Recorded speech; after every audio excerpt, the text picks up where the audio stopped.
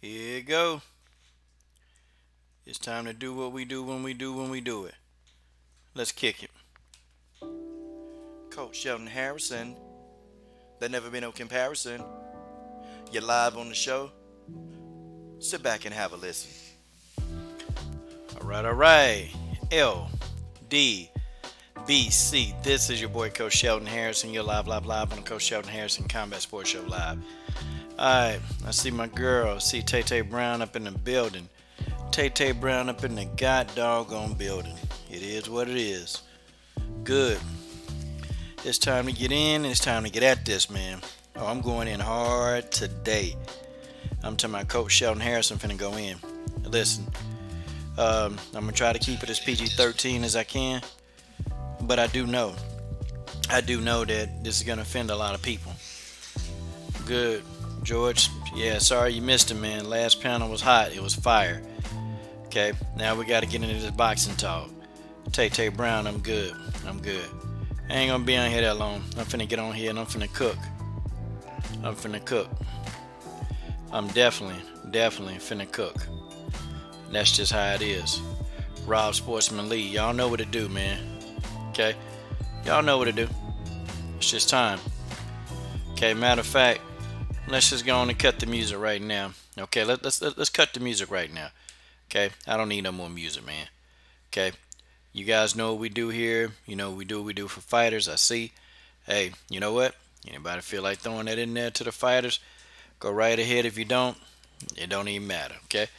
So this nut job. Okay, Steve Kim, and then you got Dougie Doodoo Fresh Fisher. You got him. And you got these guys that they clear up and down that, hey, they are what's good for boxing, right? They are what's good for boxing. Buddy Lee loves seeing you in the building. Shout out. You got these two nut jobs. They think that they are what's good for boxing. I mean, Steve Kim, man. Steve Kim looked like somebody just drilled potholes all in the front of his damn face. Okay? Dougie Fisher looked like the darn dude, man, that used to get picked on, stuffed inside the locker. Okay? I mean, this is ridiculous. Okay? So, I want to see the video outrage from the fair and balanced boxing community. And that's called the FBBC. I literally want to see the video outrage from these cast of characters. Because, these guys in the FBBC, they you know what? They're a cast of characters on their own. But they never seem to want to discuss, okay, stuff like this. They just don't want to do it. You got Steve Kim, a guy who looked like, man, I mean, the guy looked like he got syphilis on his face. Okay, like he looked like he just got an outbreak of syphilis or herpes all over his face. I don't know what that is on Steve Kim's face, but God, dog. I tell you what, okay? I tell you what. This guy got a hell of a lot of nerve talking, junk about Clarissa Shields. But this is what, he's recently said. You can look at the article on the screen, y'all. You can look at the article on the screen. You can see what this douchebag has put up on the screen. Okay, well, first you got this other idiot named Thomas Hauser. Now, Thomas Hauser got a German sausage name, so that ought to tell you right there, what kind of name he is. But, you got Thomas Hauser. And he said that, he wrote an article, man, and I remember this article vaguely, but I know, I was pretty pissed off when I read it too back then. But he said, how big a winner was Haymon, closed, and then he closed out the article, from a tale from the Bible where a wicked man named Haymon, pronounced Haymon, set his seat above all the princes that were with him. Haymon was hung on the gallows. Like, what the hell? So this is what you want to, say about Al Haymon. It amazes me that Al Haymon, he ain't gave an interview. He ain't done nothing. But you know what? These people, they still find a way to just denigrate this guy's character. They still find a way to do it. Al Haymon ain't gay. I met Al Haymon. I met him one time, okay? I've literally met the Al Haymon. I met him once, okay? And I tell you something, the encounter that I had with Al Haymon, I learned a lot. I learned a lot about this encounter. Okay? And I'm going to tell you why. See, Al Haymon, he's not the guy. He's not some quiet soul. Like Al Haymon is very vocal. Okay, when you ask him a question, he's very vocal and forthcoming. Okay, Al Haymon is an alpha guy. He's an alpha male. That's what he is. I asked him, he was here in my hometown, and I just asked him, Al, what about this boxing thing, what's gonna go on here, he was like, oh, he was like, yeah, we trying to get some talent out of here, we want to sign some of the talent to Mayweather Promotions, and I'm just here helping Floyd do this and do that. Oh, okay, and then that was it. This was 2 years ago when I met Al Haymon. It was 2 years ago. So, just based on that, I mean, could I really get anything out of Al Haymon? Could I form an opinion on his character? No. See, then you got Steve Kim, who got a website called the Undisputed Champion Network, which is a failure. It's a failure compared to the LDBC. It's a failure. Look, man, we come on here. We do half the work that Steve Kim do. We do half the work he do. But we get twice as many views as he do. Isn't that something, man? Steve Kim has already, is he a bigot? Is he biased, or is he a full-blown racist? I mean, is that what Steve Kim? I think Steve Kim is a full-blown racist. I think he is. And he said that hey, PBC, a multi-million-dollar welfare system that caters to the lowest common denominator of society. Now, I want you to understand what he said. PBC, a multi-million-dollar welfare system that caters to the lowest common denominator of society. Now, we all know, everybody in our mama, we know that the PBC, okay, that the majority of the fans of the PBC are black fans, okay? Listen, if people try to defend this and try to say, well, that's not what Steve meant, look, I have no words for you. There's nothing that we need to talk about. There's nothing we need to say, okay? Steve Kim point blank told you how he feel about black people. But you still have black people that follow Steve Kim. I don't understand this. Okay, Golden Boy, they've told you, Golden Boy Promotion, they've told you how they feel about black people. You still got black people still bigging up, Golden Boy fights. This is unreal. You still got black people right now talking about Golden Boy events. And Oscar De La Hoya done already told you what he think about black people. It's amazing, man. It's amazing. And I'm going to tell you what's wrong with us as a society. We can't stick to anything. We can't, if we're going to lock out Golden Boy, and if we're not going to say anything, about them or their fights, or even, help promote their fighters. And then, people just have amnesia. Okay? People just have amnesia. They just forget that, oh, wait a minute. Didn't you just make a video? Didn't you just make a video like, a month ago? About how you sick and tired of these emails that Golden Boy put out. Subject for another video. But you just made a video a month and a half ago. And I'm talking, if it don't apply, let it fly. I'm talking about you got people literally going in, talking about, man, F Golden Boy this, F Golden Boy that, F Golden Boy, F Golden Boy, F Golden Boy. But you're still making videos about Golden Boy and their fight cards. I can't take you seriously. So many brothers make Golden Boy videos, but we're supposed to be boycotting them. Remember, if it don't apply, let it fly. I'm going to tell you, you know Coach Shelton Harrison ain't making no Golden Boy videos. The only way that I make a video about Golden Boy Promotions is if they losing. If Canelo go in here and get beat up by Danny Jacobs, guess what? I'll be making a video. If Canelo if Canelo defeats Danny Jacobs, I ain't making no video. You still got brothers right now buying Golden Boy pay-per-views. Unreal. It's like, I don't know. These guys, they want to be in a utopia. They want to be in some damn utopia that, okay, that you're not aware of. See, here's my thing, okay? I'm not anti everything else, okay? I appreciate different cultures and nationalities, but I am pro-black. I appreciate my own culture. I appreciate, what I do have. I appreciate me as a black man, my own culture. I'm not anti everything else. I don't use racial slurs. I don't need to use racial slurs. I don't do that. Okay, I don't get down like that. I don't care. I don't use racial slurs, but I'm pro-black. I love my pro-blackness. I love black people. But I'm not anti everything else. So you guys understand that. I'm not anti everything else. I'm just pro-black. And yes, I support my people. I have no issue supporting my people.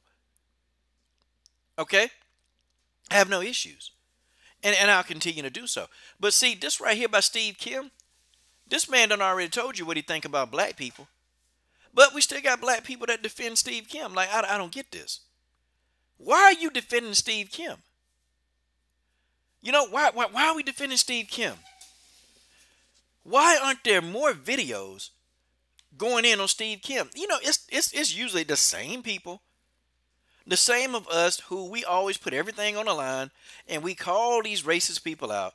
But then we got people that swear they so fair.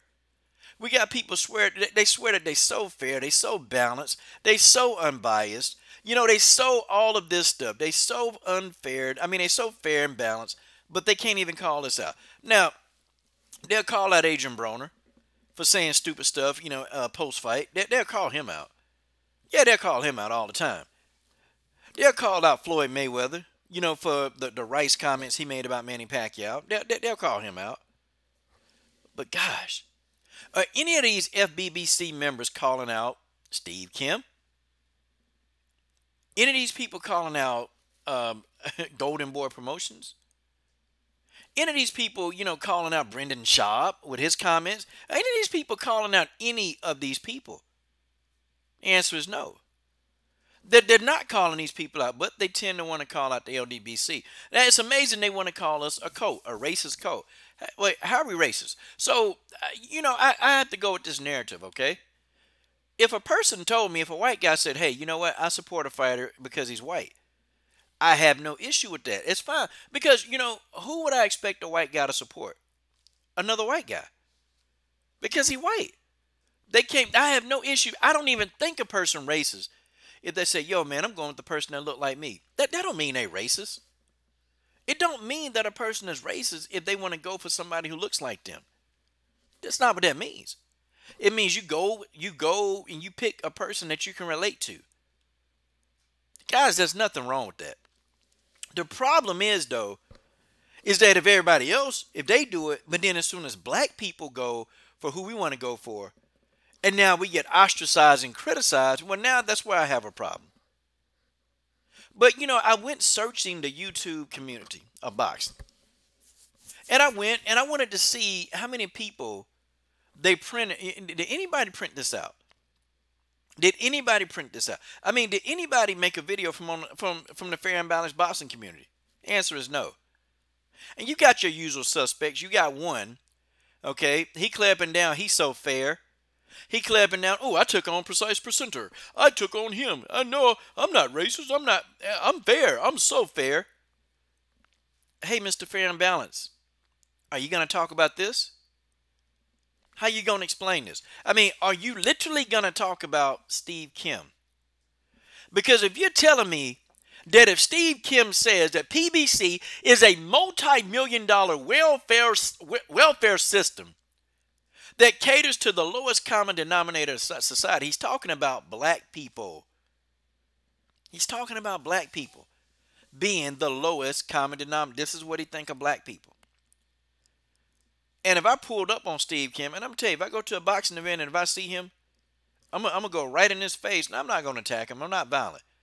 But I am going to get right in his face, and I'm going to ask him, bruh, what did you mean by the PBC fans are the lowest common denominator of society?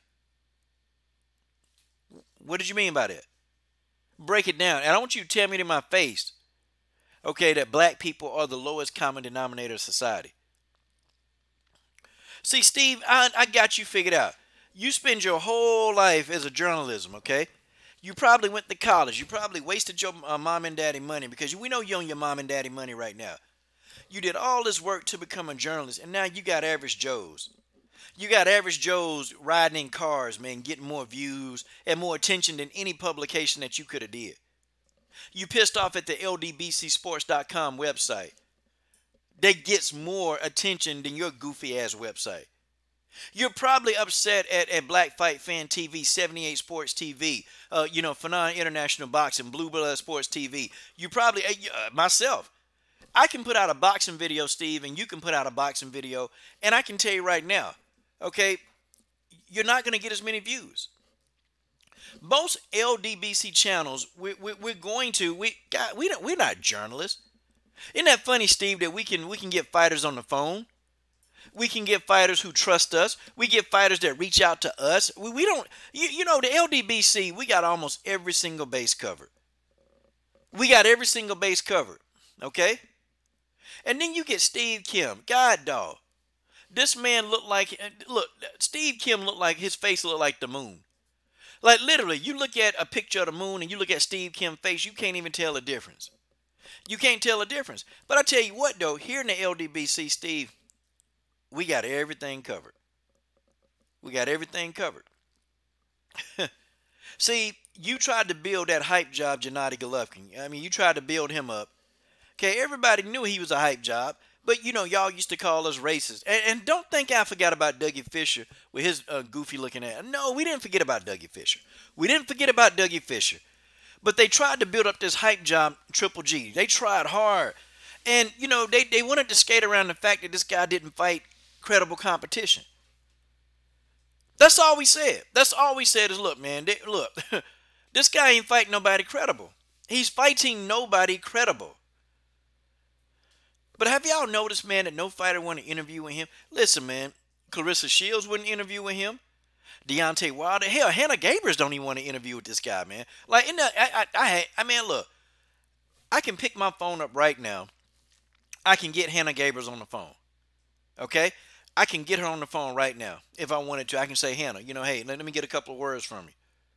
I could. 78 can get Deontay Wilder on the phone right now. Okay? You can get him on the phone. Black Fight Fan TV can call up Errol Spence Jr. right now. These people, man, they don't understand, man. We're regular Joes and we're running circles around people like Steve Kim. That's why they want to call us the lowest common denominator society. But he don't mean the black. See, he tried to make it and say, no, it's just the black fans that's racist. I'm talking about them. No. You talking about black people, Steve. See, we own you. We not stupid. Steve Kim, we know you're racist. You've been a racist, man, since you've been around. I mean, most of the time, you got something negative to say about black fighters. You don't have anything positive to say, Steve Kim. You don't have anything positive. Are you serious? Steve Kim don't have nothing to say positive. See, first it was Floyd Mayweather. I'm not a Floyd fan. Hadn't been much of one. It was Floyd Mayweather. Floyd Mayweather can do no right. I mean, he can do nothing right. Now it's Deontay Wilder. Now it's Errol Spence Jr. Okay, tell me, what do these guys have in common? Can you tell me what they have in common? Ooh, yeah, I forgot. They all black. That's what they have in common. And, unfortunately, see, people are a trip. Man, why you worried about the race so much, man? Why don't you just talk boxing? Well, it'll be nice to just talk boxing. It would be nice to talk boxing. But, you got people, coming to your channel calling you the N-word because of your opinion. Okay? Because you want to rock with your own. But, mind you, they rock with their own. Okay? They come to your channel. Constant threats and racism all over the place. But you don't want us to talk about that. You want us to stay quiet. You don't want us to clap back. You want us to stay quiet. No, that's not how this works now. See, the LDBC, we've come and we've taken it over. Okay? People can't even go a week without talking junk about the LDBC. People can't go a week without putting our names in titles. Hell, even on the MMA side of this, y'all, even on the MMA side of this whole thing, I get the same hate and criticism on the MMA side. I got dudes right now that can't stand me talking about women's MMA. They can't stand it. They hate it. Then they try to replicate what I'm doing here. I mean, I got a channel with 8,000 subs. I mean, am I really a threat? That's a small channel. In the whole landscape of YouTube, this channel is so small. But I got dudes on the WMMA side. They can't stand the fact that I make these videos. They can't stand it. And then they try to replicate what we do here. And they can't do it. They can't do it.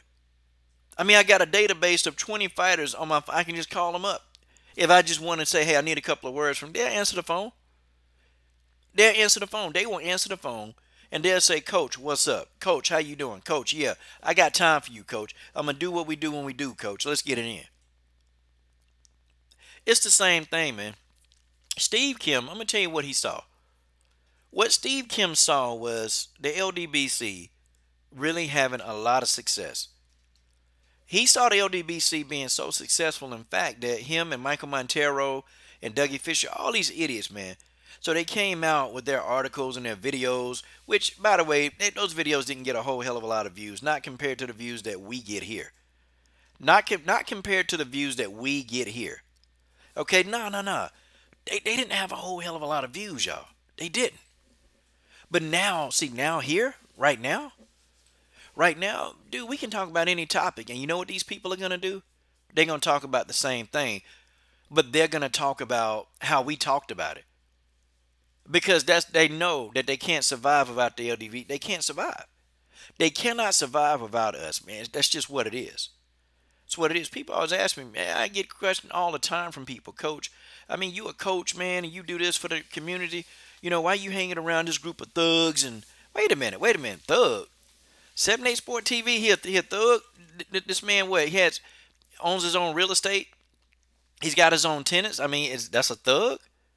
How you gonna explain this? Black Fight Fan TV, you know, get paid well to do his job. Man, go to different fields, oil fields, and work, make a lot of money. I mean, is that a thug? Oh, wait a minute. You want to talk about their criminal history? No, they've already done their debt to society.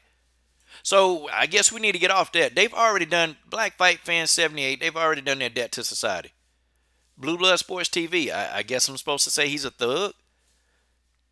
Blue Blood Sports TV got a 9 to 5. He got a job. Okay, he works and supports his family. That's a thug. Oh, wait a minute. He's a thug. He's a thug because you don't like what he got to say. He's a thug because you disagree with him. It's not even the fact that he really is a thug, or you really don't think he's a thug. No, y'all don't think he's a thug. You just don't like his opinion. You don't like his views. Yeah, that's what it is. That's what it really is. And Dougie Fisher, I mean, we ain't forgot this. We ain't forgot Dougie Fisher. We ain't forgot, Show Enough, a skinny Show Enough. We ain't forgot the skinny Show Enough. And you notice I ain't put their pictures up there because I'm going in hard on these guys. Dougie Fisher remind me of the dude, man. Dougie Fisher seemed like a dude that you encounter him, and if you get aggressive with him, he gonna call the police. Okay, now Dougie Fisher said, the racially biased African-American fans that are uninformed jerks. Oh, okay. Well, Dougie Fisher, you got black in your blood, brother. But you know, brother of mine, you got black in you. So I don't understand what you mean, the uninformed. No, you're uninformed. You uninformed that the people that you serve, they don't like you. They deal with you. They deal with you because, you know what? Because you're a good boy. You gonna kiss butt, and they deal with you. But if you ever even went against any principality of what they thought, if you went against something that they believe, guess what, Dougie? They're going to call you just what they call me and everybody in the LDBC. Boy, they're going to be hitting you up with the N-word. They're going to say that every chance they get to you. There's some examples right here on YouTube. There's some examples right here on YouTube on guys, okay? On guys. On guys who clearly met with Deontay Wilder haters. But as soon as these guys come out and say, hey, man, you know what, I agree with Wilder on this, they get called all kind of N-words. And hold on, man, what the hell happened to you? Where's this coming from? Where is this coming from? I mean, you didn't used to talk like this. Where's it coming from? Just telling you. They're going to do the same thing to you, Dougie Fisher. And I don't know if you listen. Probably, who knows? But I know you do peep LDBC channels out. But they're going to do the same thing to you. As soon as you have a narrative that even remotely where you support anything black, they're going to come after you. And they're going to come after you hard. Because, see, you've been anti-black for so many years.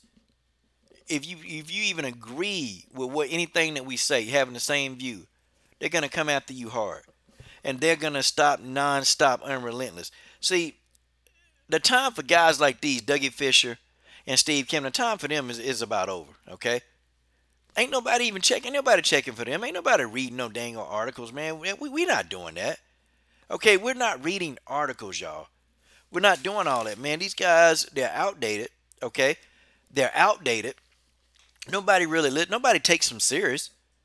Okay, these guys, they're not really getting the major interviews. They get the interviews of these goofball fighters that won't fight nobody. Yeah, they get those interviews. They can't call. Look, man, we can get Deontay Wilder on the horn. The LDBC can. Isn't that something, man? I can get a lot of MMA fighters on the horn. I can tell you right now, these guys can't do it. See, I'm going to tell you, man, and when they do interviews, their interviews suck. They suck. They can't even get the essence out of the fighter. They can't even get the fighter to talk to them on a real level, man. They can't do it. You know why they can't do it? Because first of all, they're not talented. They don't have personality. They don't have swag. And no fighter really want to give them a lot of time. Go look at an interview by one of these guys when they talk to these fighters that they support. The fighters that they support really don't even, they're bored. These guys are bored. See, you know how an average guy like me, a black fight fan, you know how we can just come on and interview these fighters? We ain't went to no journalism school. We went to real school. We went to the school of being real. We went to the school of, look, I'm going to talk to you real. We don't talk to these people as fighters. We don't talk to them. We talk to them as people. We talk to them as our people. We talk to them as people that we love. See, man, that's why they can talk to us, man. That's why Clarissa Shields can stay. That's why Clarissa Shields can stay on Trill Boxing Talk for damn near almost an hour. You know why she chose to stay that long? Because she felt that it was real. There's a reason why I can get Chris Cyborg on my show for 30 minutes. And Chris Cyborg don't even do interviews past 5 minutes like that. Not really. Chris Cyborg don't do interviews past 5 minutes, but she can stay with me for damn near 30 minutes. She can stay with me for damn near 30 minutes, okay? And wanted to stay longer, but she had a plane to catch. Chris Cyborg interviewed with me from the airport.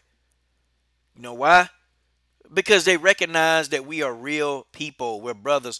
That we got the interest of the sport, and that's what we care about. They sense that, and they want to talk to us. Amazing how, Sebney can get Deontay Wilder on the horn for like 45 minutes a pop. This is the heavyweight champion of the world. Multi-millionaire. You know he got things to do. Do you think Dougie Fisher and Steve Kim can get the champ on the phone? And even if they could, do you think the champ would want to talk to these guys for longer than a minute? These guys, they suck. They went to school for this. We didn't go to school for this. We didn't go to school for any of this. We go out there, we do these interviews, we talk about these fights because we're real fans and we care. These guys, they're looking for the come up. They're looking for the come up. I see Beverly Rose. I see Gregory Wyatt. I ain't seen Gregory on the channel in a minute. I see Reef the Watcher, George Page, Buddy Lee Sr. in the god doggone building. Doesn't matter, man. Beverly Rose, what's up, babe? Beverly Rose in the building. I miss Beverly Rose, man. Me and Beverly Rose got so much good chemistry live. Like we got I think me and Beverly Rose, we probably could have done a show, man. Like the last live stream we did, we got chemistry for real. Like good chemistry online. Like we can work together like heavily. But yeah, man. Hopefully, Beverly, man, sometime we can just get something going. Shoot, I wouldn't even mind doing a weekly spot with you, man. It'd be good. But anyway, these guys, they're trying to figure it out, y'all. They're trying to figure out how do these LDBC guys, how do they get these fighters' attention like this? How do they get these fighters to just, respect them like this? Because they don't respect us. They don't respect me. How do they get these fighters' attention? What are these LDBC guys doing? What are they doing? It's called we being real. Okay? It's called that we're being real. It's called that we're being real with ourselves. Guys, we're being real. We're being real. And because we're being real, we're definitely getting the responses from these fighters that we need. We know Steve Kim. We know he's a racist. Folks, we got to start calling these people what they are. We got to stop using the word, bigoted. Guys, we got to stop saying bigot. Look, Steve Kimmel's a racist. And whether you want to believe it or not, this article right here, look, this is proof. And see, I hate it when people come over and say, man, you just over exaggerating, you looking into this too deep. And, you know, if you're 40 and over, you know what racism is. And you know when somebody trying to sneak diss. You know when somebody sneak dissing, and you know when somebody is undercover being a racist. You know this stuff. Being a black person, you've lived on earth for close to 40 years. You know all the little secret, what they say, all of that stuff. All of that stuff comes to light. You know all the secret little code words. You know all the little innuendos they say. We know Steve Kim is a racist. And I don't come out and call people a racist, like just right out. Like it's got to be some evidence. Well, here's the evidence. Even when people were saying the guy was racist, I still kind of gave him the benefit of the doubt years ago. No, he just got a different opinion. I would say this 3-4 years ago. He just got a different opinion. I don't think he's racist. But see, when the evidence right here is undeniable, okay? When the evidence right here is undeniable, right here on the screen, and you got this hand of boxing review. This dude right here. You stupid. We're being divisive, but see, have you addressed this article? See, that's what I'm talking about. They're not gonna address the racism. Nah, they ain't gonna do that. Okay? They're not gonna address the racism by Steve Kim. They're gonna come on and talk about, what the LDBC is. Like, come on, man. You here for what? We're being divisive. So why are you watching? I can't understand. I can't get why you guys are so infatuated with men. And it's crazy. You'll figure out. And he'll make another account. He'll make another account. That's what they do. They make another account. And then they come on and they keep doing the same thing. They don't like the LD. I think they really secretly they fans. I think secretly they really are fans of our channels. They love it. Okay? Secretly they fans. But, I can't take anybody seriously. You can't even get me to even listen to a person. If you can't even look at this and address Steve Kim, but you immediately come on and attack it, and you attack the LDBC, then you racist too. And you believe as what they believe. Okay? You're calling us divisive, but I can't think of a lot of channels, and I'm going to speak for myself. I'm going to speak for my own personal channel. I'm not out here using racial slurs. I'm not out here doing it. Okay? But if we're not going to address Steve Kim, there's nothing to talk about. Okay? If you want to say, hey, the LDBC is divisive, but you've already said, hey, listen, here's what I think about Steve Kim. You can say, and see, then I'll be more inclined to listen like, oh, okay, the LDBC is divisive. Now, why would you think that? Why would you think that? Because then I'll just go on a debunking spree. How about that? I'll just go on a big debunking spree. I'll debunk the hell out of it, But listen, you get the opportunity to be debunked. You get a chance to state your case. But see, there is no stating any of your case. You can't state anything, okay? Unless you address this article by Steve Kim. Unless you address it. He called black people the lowest common denominator of society. Right? That's what he did. He called black people the lowest common denominator of society. So if you can't address that, that means that you agree with that. See, and even if you're listening and if you're non-black and if you don't say anything about it, that means you condone it. When you say nothing, you condone it. Okay? When you say nothing, you condone it. That's just what it is. See? Same dude came right back. Let's let him get off. He's going to say something racist. We already know Golden Gloves. Golden Gloves, we know who you are. We know who you are. Go ahead and expose yourself, bro. It's about time. But if you're going to come in here, and if you're going to disagree, you can disagree with me. But you got to address this article.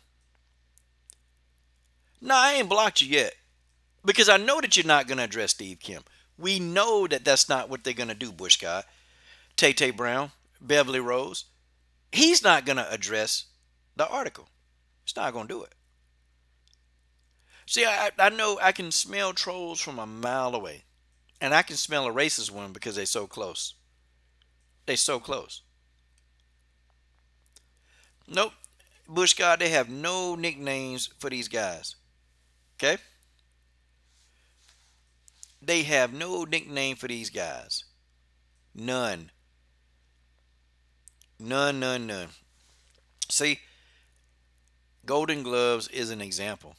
And y'all take a good look at this guy. Before, the moderators go in and really do their thing, take a really good look. And multiply this by 100,000, a million. And this is why. Okay, this is why. Or maybe he not. Okay, Golden Gloves. Maybe I got you wrong. My bad. Maybe I got you wrong. Okay, maybe I got you wrong, Golden Gloves. I thought you was that guy that was coming back. My bad, Golden Gloves. Okay. But the reason why we can't, have anything, the reason why, boxing fans can't even come together, the reason why boxing fans can't unite is because of racism. The reason why, people, look, if you give me a situation, most of the time I can blame it and I can put it back to racism. I can put it right back to racism. Steve Kim is a racist, y'all. How many times we got to say it? He's a racist. But go look around YouTube for the next week. They're not going to address this. These guys, these fair and balanced guys, they're not going to address this. You know why they want to address it? Because they condone it. And deep down, Buddy Lee Sr., deep down, Tay Brown, deep down, Bush God 1029, deep down, Golden Gloves, they really, really agree with the talking points of what these guys say. That's what it is, y'all. They agree with these talking points. They know Steve Kim racist, but they'll never come up and they'll never agree. They'll never admit that. No, because racists, they stay on code. The one thing that racists do that's unified, they stay on code. And they can't come out and talk about this. They can't come out and make a statement. Because if they make that statement, if they say anything, they're off code and their racist buddies will have nothing to do with them. Amazing, huh? Broken down right here. I mean, let's really think about Steve Kim. Let me ask the grown men in here, okay? If your daughter brought home Steve Kim, what would you say? Be honest, y'all. If your daughter brought home Steve Kim, like, hey, daddy, I want you to meet my boyfriend, Steve Kim, what would you do? What would you really do? I mean, I would vomit. I would vomit. Steve Kim, they ain't said nothing about them racist Golden Boy emails. They ain't said nothing about Bob Arum, about his little racist statement. They ain't said nothing. And of course Bob Arum denied it, but at least Bob Arum kind of had the guts to say, or he had the gall, at least Bob Arum had the gall to say, oh, well, that's not what I meant. At least Bob Arum tried to address it. Hell, Oscar De La Hoya, he ain't addressed nothing. Oscar De La Hoya didn't address nothing. Oscar De La Hoya, look, he don't even care to address it. Look, black people, we don't need y'all. We don't need your money. We don't need anything. We don't need anything. We don't need nothing from you black people. That's Oscar De La Hoya. At least Bob Arum kind of had that. At least Bob tried to take, he tried to retract. Bob Arum not stupid, man. They know black people buy fights. See, all this other stuff that, black people don't buy fights, that's stupid. I had the ether a fair and balanced boxing guy. He called himself so fair. Called himself so fair. Called himself everything under God's hot sun. But he's far from fair. Had to ether him. Talking about the LDBC, we complaining. And, we don't even purchase Deontay Wilder fights. Whoa. I bought Deontay Wilder pay-per-view. Talking about, yeah, well, we complained about DAZN. I bought DAZN. I put it up on the screen. I had DAZN already. I put it up on the screen that I got YouTube TV. I put it up on the screen that I got UFC Fight Pass. I put it up on the screen that I have all this. I put it up on the screen that I have ESPN Plus. But see, that don't matter because they're trying to pull the narrative that black people, because see, when they say Deontay Wilder fans, when they say the LDBC, when they say any of that, this is code, y'all. It is code. It is code for black people. It is cold. It's what it is. See, let me tell you, people, they try to dismiss the LDBC. We built Deontay Wilder profile. Deontay Wilder understood. Listen, these are my underground fans. I got to support these guys because I know that these guys and guys like these guys, there are probably hundreds of thousands of these underground fans that the LDBC that we're going to reach. And these guys will probably go buy my pay-per-views. I better reach out to these guys. Deontay Wilder gets it. He get it. Errol Spence Jr. gets it. They get it. But you got people like Terence Crawford who think he too good. You think you're too good, Terence Crawford. You're not too good. Okay? Because Bob Arum don't treat you like you too good. You're not being promoted properly, but you want to give us your ass to kiss, Terence Crawford. That's what you want to do, Terence Crawford. I say this, Terence Crawford. Look at your portfolio and look at Errol Spence's. Guess what, Terence Crawford? We could have been rolling and we could have been really getting you out there, but see, you're too arrogant and you're too ignorant. You're too arrogant and you're too ignorant, Terence Crawford. You probably listen to guys like Steve Kim. It's amazing that Terence Crawford will interview with guys like that too. He will. He'll interview with guys like that. But then you have black YouTube media that support him daily, won't even talk to him. I can't stand Terence Crawford. I like him as a fighter. Outside the ring, I can't stand it. It doesn't matter. Okay? Well, you know, hey, man, clout chasing, if he do got a little bit, hey, man, that's his business. You know, I don't get down like that, but, you know, hey, it is what it is, you know. What's this? Hold it. Steve Kim said racially biased African-American fans. That's exactly what the LDBC is, pro-black. Okay. So, you addressed the article. You addressed the article. I'm glad you addressed that article, Holy Ski, because don't block him yet. Because now, okay? Wait a minute. Okay, Steve Kim said that racially biased African-American fans, that is exactly what the LDBC is. Okay, pro-black only. No, see, and that's where you're wrong. We're not pro-black only. We support other fighters. We support other different nationalities. Yeah, we roll with our own, just like you roll with your own. Just like you roll with your own, just like you got fighters, and don't come in here and tell me that, well, I don't look at a person's color. I just look at, you know, the fight. No, you don't. There are certain people that you go for, and it just don't matter what they do. There are certain people that you go for, and at times you as a person, you're a human, you go with the person that look like you. That don't mean you're a racist. That don't mean there's anything wrong with that. Lots of people go with people that look like them. It's not, that's just life. It's human nature. That don't mean that the LDBC is crazy.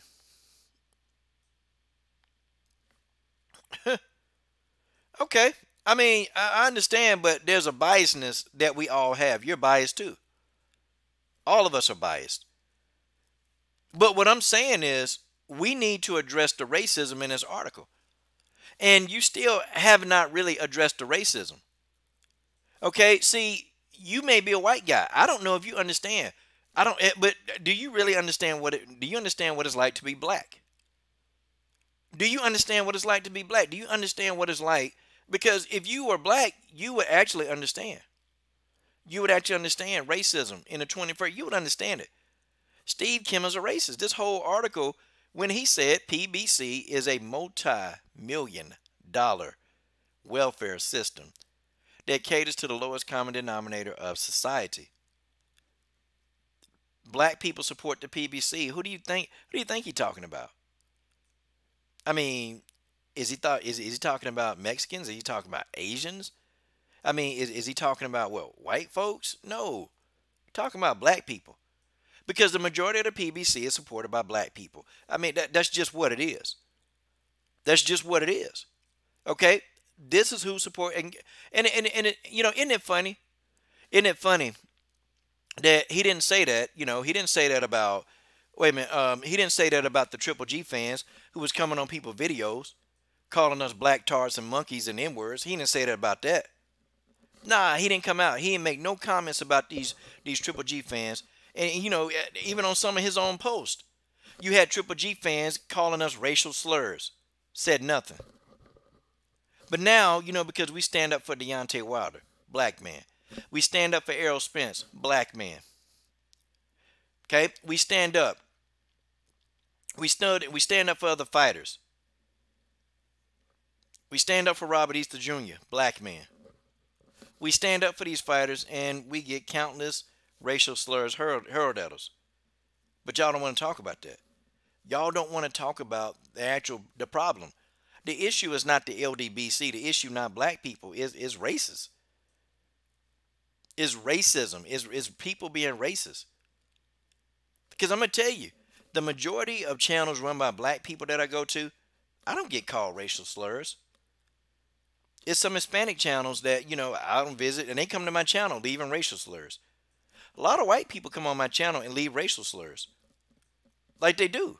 They do. They leave them all the time. I'm going to tell you, I've gone to a lot of black channels that talk boxing. They not even affiliated. Not even affiliated with the LDBC. I don't hear them. I don't see, black fans just literally starting out with something racial. But I noticed that a lot of white people, yes, they do. They start out with something racist. I'm not saying everybody. I'm not saying all. But I'm saying the majority that visit my channel, okay? They come to my channel and they say these things. They say I get a lot of racial slurs daily. And that's just the first thing on your mind. Holy ski, I never said you were trolling. What I said was, you're not going to address the racist statement that Steve Kim said. You're not going to address that. You're going to have a hard time. You're going to have a hard time because part of you understand where Steve Kim is coming from. Because, see, when you first came into the building, you said, look, you told me what you thought the LDBC was. Part of you agree with Steve Kim. Part of you do. So why would he say the lowest common denominator? Why would he say that? I mean, he didn't say about the Oscar De La Hoya fans. Let's talk about Oscar De La Hoya. I mean, this man raped, a 15-year-old? This man, runs around here ignoring racist emails in his company, right? Yeah, see, I had to point it out to you. Okay. I appreciate your honesty. I had to point it out to you. I had to say it a lot. But, at least I can appreciate your honesty. And you know what? I can listen to a different opinion. I can hear that. The majority of these people, man, they said nothing. Actually, they got mad at the LDBC for talking about those Golden Boy emails. They got mad at that. They got mad. So what now? Tell me something, man. Tell me something. Why would Steve Kim just literally fix his mouth to say that? If he doesn't really believe. The only reason why he would fix his mouth to say it is because he believes what he's saying. Steve Kim believes exactly what comes out of his mouth. He believes that of black people. That's just what it is. And there's nothing that we can say or do about it, okay? Look, Steve Kim believes exactly what he said. And he's been saying these kind of things, okay? He's been saying these kind of things for years upon years. Okay? Steve Kim been suspect for a lot of years, man. But see, he got mad when Fred from Barbershop Conversations pulled up on him. He got mad to me, well, I'm not entitled to an opinion. Yeah, you're entitled to an opinion. But we're going to also say that your opinion is racist, Steve Kim. And Dougie Fisher is no better. Dougie Fisher is definitely no better. Okay? This is the same Dougie Fisher, who tried to tell us that Triple G was like like a top 3 pound for pound in the world when this guy ain't fought nobody. This the same Dougie Fisher. Okay? Same Dougie Fisher. Same Dougie Fisher who, tried to tell us that, that Triple G, everybody's scared of Triple G, and, nobody really wants to fight Triple G, and it's too much racism towards Triple G, and, man, this the same Dougie Fisher that tried to blow that smoke up our ass. And, nobody listening to that. Ain't nobody trying to hate on. Look, man, we were supporting Triple G. I know I used to. But then when I realized that, Triple G wasn't really trying to fight anybody, I'm like, well, damn, he ain't fighting nobody. So why am I going to support this guy? You know what? Why am I going to support this guy who continues, man? who continues to not fight the best available competition, who wants to fight bums. And that's what this guy doing. This is what Triple G is doing. Okay? We all know that, but you get bashed and you get ridiculed for your opinion. You get called the N-word for your opinion. You get called racist for your opinion. You get called all of this stuff because of your opinion. Not we just can't disagree. I can't stand this channel, but, you know, people still listening to the content. People still come here. Guys, I can even take it to the WMMA side. I can take you. I can take you back. I can take you to my other platform, the WMMA platform. These people are the same way.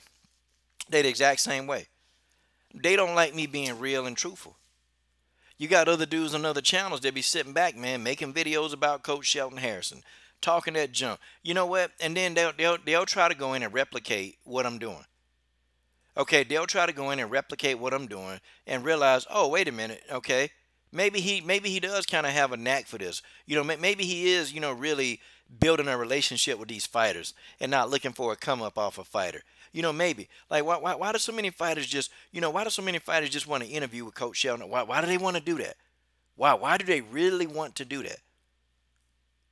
It's not anything special. It's just, look, man, you put a person at ease and they know that you're real. They know that you really give a damn about the sport. They know that you care about their, you know, the career-wise. They know that you care about the future of the sport. They know that you're there to help uplift the sport. They know that you're there to really speak up for the fighters that don't have that kind of voice. They know that you're there to help uplift those fighters that get wrongdoing by every day of the week. I got 20 phone numbers of fighters. Most of them women's MMA fighters, but you know why they give me their phone number? See, the perverted person will say, "Oh man, you know he over there trying to smash on all them women." No, I mean, you know why they give me the phone numbers? You know why did they tell me, hey, coach, if you need to contact me anytime. And if I got time available, I'll talk to you anytime. Do you know why fighters do that? It's because, man, you show them a love and a respect that they deserve, that they're not getting from the media members, that you giving them love and respect. And therefore, they're going to always invest. I'm going to tell you, fighters, just on the women's MMA side of my platform, they supported my channel. I'm talking about like with just them, even financially. Like, you know, I'm telling you, man. I'm telling you. Okay? I'm going to tell you. Like, Marion Raynaud, they done invested in my channel with their time and money. Her and her husband. But you know what? You know why they did that? Because I wasn't afraid to speak the truth. I wasn't afraid. I done got death threats trying to speak the truth. Because I wasn't afraid to say, look, this what's going on. Y'all looking at this girl's skin. Y'all looking at Marion Raynaud black features. And y'all hating. I wasn't afraid to speak the truth. Chris Cyborg could come over here and talk. You know why? Because I'm not afraid to speak the truth. I got even some mailboxes that come over here, man. Hey, coach, man, we're not afraid to say what's true, y'all. You can't sit back and you can't say what everybody else is saying. You got to speak the truth. And they're not afraid. They're not afraid. They know that we're not afraid, guys, to speak the truth. That's the difference. That's why these guys on some of these other channels, that's why they can't, these people, man, that come on and talk that junk to us, man. You know, even people, and there's one right now, and I used to support the guy, when he was injured. He was in the hospital, we wished him well. He was in a coma. I used to support him. I don't support him anymore. But it's amazing how a guy like Blue Blood, this dude been going to fights, not Blue Blood, but the guy that talking about he pulled up on Blue Blood and he gonna do this and do that. Look, man, this guy been in the game for a minute. Blue Blood just got on the scene. Isn't it funny how Blue Blood can just pull up and get an interview with anybody he want? And I'm talking about ask real questions and get respect. And that's something. Heck, man, we can sit here in our house and interview a fighter. Okay, we can interview fighters from our house and get more views than most of these guys can. Like, literally, we can do that. It's funny as hell, man, that we can actually sit here in our own house, call a fighter up and get more views than some of these guys can. Because, man, they like what's resonating from us. They recognize real. You've heard that. That's why they won't talk to people like Steve Kim. That's why, ain't nobody gonna take Dougie Fisher seriously. Okay? Yeah, now Woodstar TV, I tell you this, okay? We've already addressed the Bud Crawford situation. I ain't really got into that. But you know and I know, and if you gonna come on here and cause problems, that's fine. But you're gonna be prepared to be debunked heavily. Thing of it is, man, Bud Crawford don't interview with black YouTube media. He try not to. And I can tell you, I got proof, I got evidences of it. Bruh, listen, I already know the game. I've been studying Bud Crawford and how he move out here. I've been studying how Bud moves. So I get it. I know exactly what Bud up to. So I ain't trying to remember that, man. I ain't trying to hear that, man, I need to get off of Bud Crawford back. I need to do this. Bud Crawford don't give black YouTube media members interviews. And black YouTube media members are the main ones that's building Bud Crawford. I mean, Fight Hub, he'll give Fight Hub an interview. I mean, how many videos is Fight Hub really making talking about Bud's career? Okay, I mean, how many videos do they go in depth and talk about how they're fans of Bud, how they want to see Bud get his shine? Fight Hub don't do that. Fight Hype don't do that. He did an interview with Kevin Iole. You go to Kevin Iole channel. How many videos do Kevin Iole have breaking down Bud fights? How many post-fight reaction analysis videos? Okay. How many post-fight analysis videos have Kevin Iole did on Bud Crawford? Bud Crawford, man, and I'm going to tell you what got me, Woodstar. I'm going to tell you what got me, Woodstar. Here go the thing, man. This what got me about Bud Crawford is Bomac. See, Bomac came on to Trill Boxing Talk. And, I'm going to tell you what amazed me. Bomac said, hey, I got to drag Terence Crawford. So when I come on here again, I'm going to drag Terence on here. Wait a minute, you got to drag Terence? Wait a minute, Terence. These are people that's supporting you. Wait a minute. How do you have to be dragged? How do you have to be dragged? How do you have to be dragged on to talk to people who support you for 5 minutes, Bud? And that's why Bud right now, his popularity sucks. Bud Crawford popularity sucks compared to Deontay Wilder and Errol Spence. His popularity completely sucks. Okay? They suck. Bud popularity sucks. And we can say what we want to say. Okay?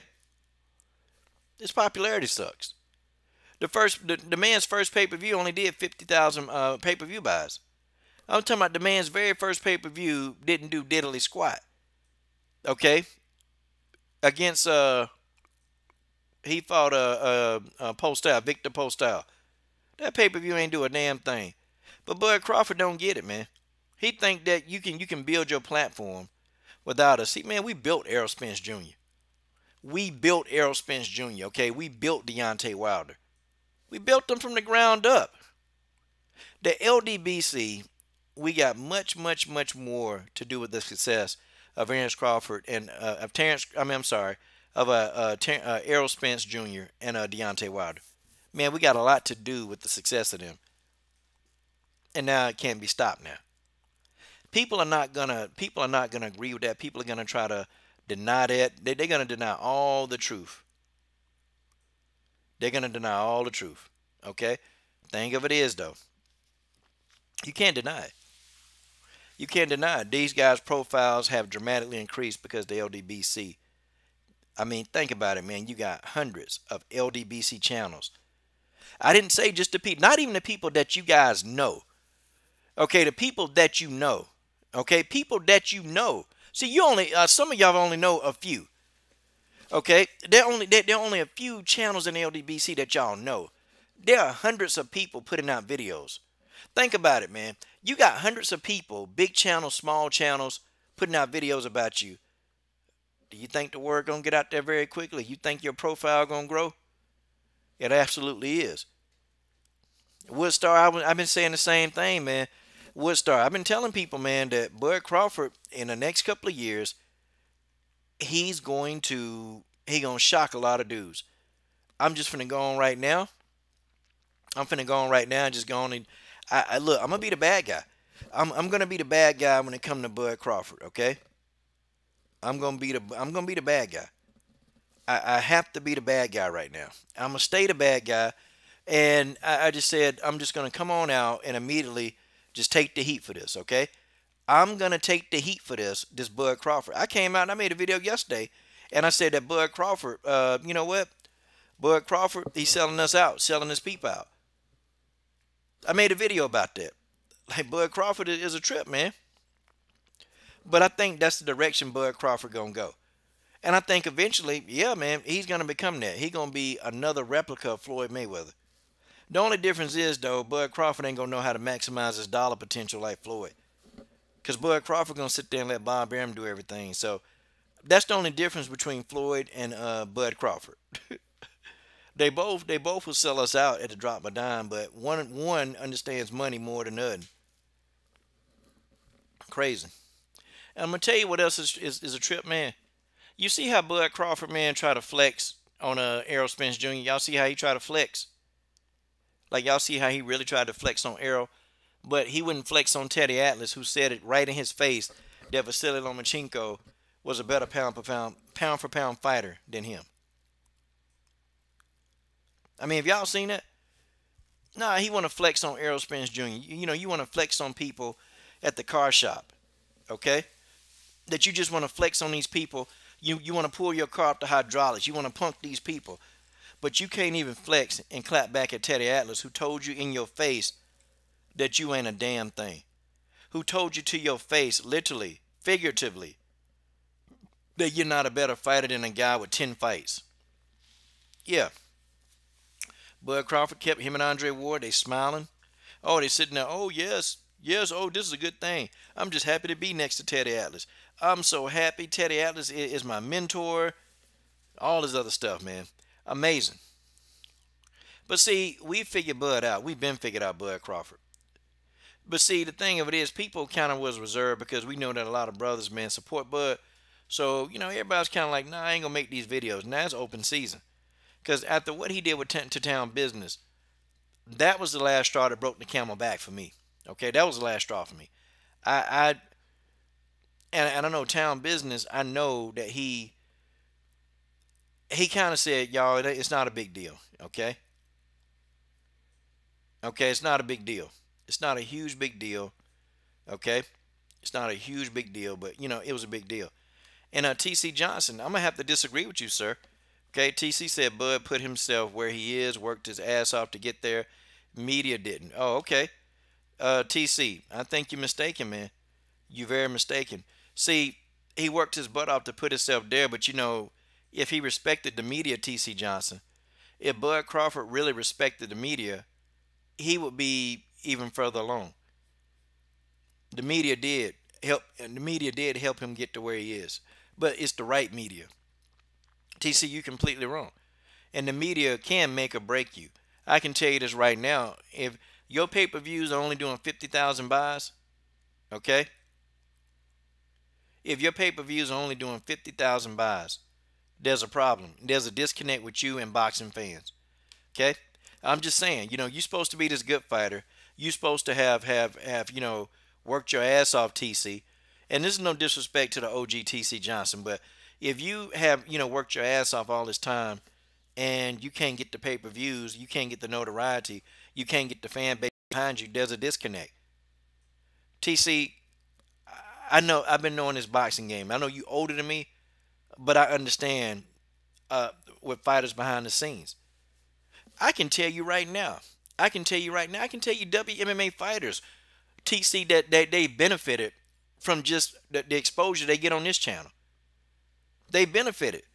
They benefited. You know, when I make a video about a fighter, we do an interview. Even if I just make a nice little video, you know that video gets thousands of views.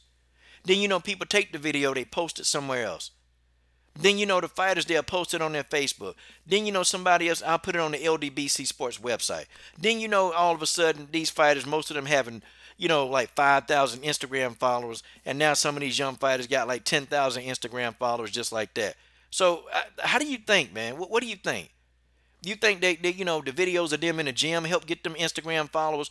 The videos in the gym help them build a fan base? No, it's guys like me that's sitting here, Okay, we talk about these fighters, we critique them, we put videos up about these fighters, and then people go follow these people. They Google them. It's not just because they work hard, but if all they did was stay in the gym and fought, do you know that their fan base would suck? And people like Terence Crawford, they don't know how to take advantage of social media because they're too damn arrogant. I guarantee you, if Terence Crawford continued to turn his back, okay, on fans, especially black fans, if he continue to do that, the repercussions is going to be crazy. Okay, the money that he's going to miss out, because see, when you turn your back, I'm going to give you an example. Let's take Amanda Nunes, for example. Hell of a fighter. Okay, Amanda Nunes is a hell of a fighter. But Amanda Nunes turned her back on the Brazilian people. Amanda Nunes only did 85,000 pay-per-view buys. Now, in the world of MMA, that's terrible. Hell, in the world of boxing, 85,000 pay-per-view buys is terrible. But the reason why Amanda Nunes, even after she knocked out Cris Cyborg became even bigger star than Amanda Nunes, because you turn your back on your fans and your people. When you do stuff like that, this is what happens. You're not the bigger star. And TC, I'm going to disagree with you. We can go live. I'll fight you tooth and nail. Bud Crawford did not get to where he is simply by just working hard. Okay, you had people, a fan base behind you that supported you, that put your name out there, that was willing to come on here and make videos, that's willing to put and share these videos to different social media platforms. See, this is how these fighters, they get Errol Spence Jr., they get it. Cris Cyborg got it. They got it. You talk to underground boxing. You talk to underground fight channels. You talk to them. Amanda Nunes defeated Cris Cyborg, but Cris Cyborg is more famous than ever. Because they know how to come back to the people that built them. How long Cris Cyborg been fighting, guys? I mean, people, you've heard about her. But man, when we start going hard for Cris Cyborg, man, look, skyrocketed. And guess what? Cris Cyborg not even black. But she came and rolled with this channel because I'm putting out videos, and most of these videos are getting thousands of views. Do you understand the logic? She understood the logic. Guys, it's common sense.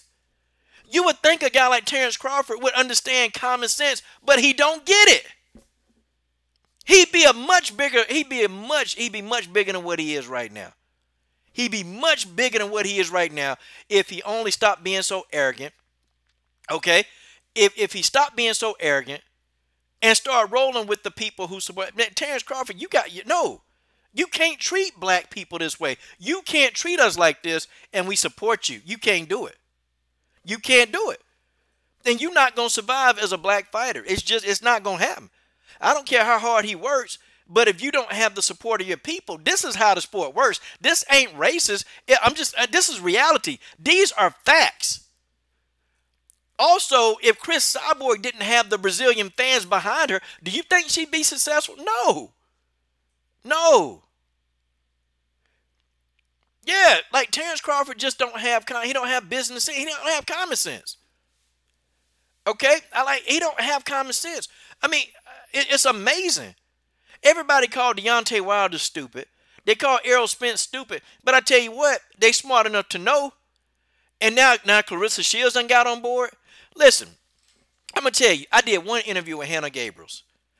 Now, I'm not saying that, I've contributed greatly to her career. I did one interview with Hannah Gabriels. Hannah Gabriels talked to me behind the scenes. She said, Coach, she said, you can call me whenever you want to, and I will do an interview with you. This is what Hannah Gabriels said to me. She said, anytime, if I'm available, I'm going to talk to you. I did that interview, man. That interview got put in so many different places. I did a post-fight analysis video with Hannah Gabriels on it. That video was seen by tens of thousands of people. And I'm talking about on other platforms. Like, people took the video of mine that did about 3,000 views, put it somewhere else, and then it did like a bunch more views on that. And then when I look at Hannah Gabriel's social medias, you know that one video that I did, that one video, and then the interview that I did. I tell you what, you look at her social media now, it grew. It grew like immensely after that. Now, am I saying I'm the only reason why it happened? No. I'm not saying I'm just the only reason, but I tell you what, it helped. It helped, and that's why Hannah was like, "Oh, you can talk to me anytime." She was like, "What's LDBC?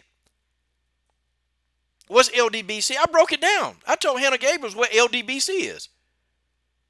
She said, "Oh."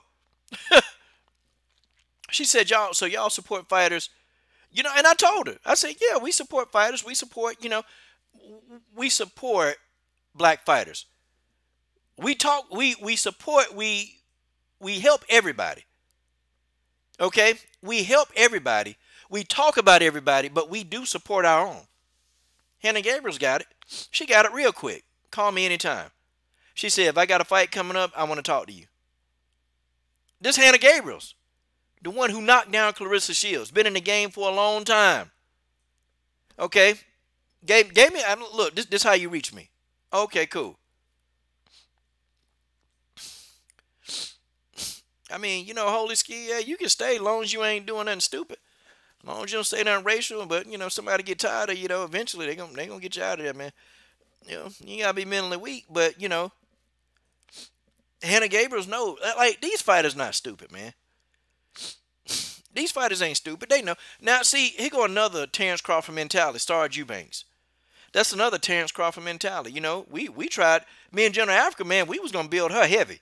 We was gonna go in and build Sarge Eubanks heavy, but Sarge, just like Terence Crawford, they don't get they real fans. They right there to help you, but you too stupid. Oh well, you got to go through my manager now to talk to me because I'm just big and you still ain't got 10,000 followers on Instagram. But I'm just so big right now. I don't. I can't. You got to go through my agent or my manager to talk to me now, coach. I'm like, yo, I don't already talked to you before. We've interviewed. You know me. So you know that I'm not going to say anything reckless. Well, it's just a thing now. I got to, I'm like, okay, cool. Okay, cool. Well, let's see how well you do. Because it's not a whole hell of a lot of people trying to break the door down to try to interview you, Sarge Eubanks. It's just not happening. But she's another one of them people, man. They too damn stupid, man. They really, really, really just don't have common sense, y'all. They don't have common sense. They just don't. They lack some types of common sense. They lack it. They lack it. And the more that you lack common sense, like, look at this, man. Sarge Eubanks been at 9,000 followers on Instagram for about 3 months. Guys, Sabina Mazo. I've been doing interviews with Sabina Mazo for 18 months. And when I first met Sabina Mazo, girl had about 3,000 followers. And after I did a first interview with her, and I shared the video over and over and over. Like, Sabina gained 1,000. Look, she gained 1,000 followers after one interview with Coach Sheldon Harrison. Now, I'm not saying that I'm the only reason, but I know that I took that video, I spread that video out everywhere. That's what the LDBC do. That's what the LDBC do, y'all. That's what we do. We take videos, we share them, we put them everywhere. But see, Sarge so damn stupid. She's so stupid that they can't, and I'll tell her this. Hey, girl, you stupid. We trying to help you. We trying to help you, sister. We trying to help you grow. But you got to talk to this person. Ain't nobody checking for you. Ain't nobody checking for you. That's the thing. Sabina Mazo damn near at 20,000, y'all. 20,000 Instagram followers. 20,000. 20,000. She gained 1,000 doing one interview with me, man. Guys.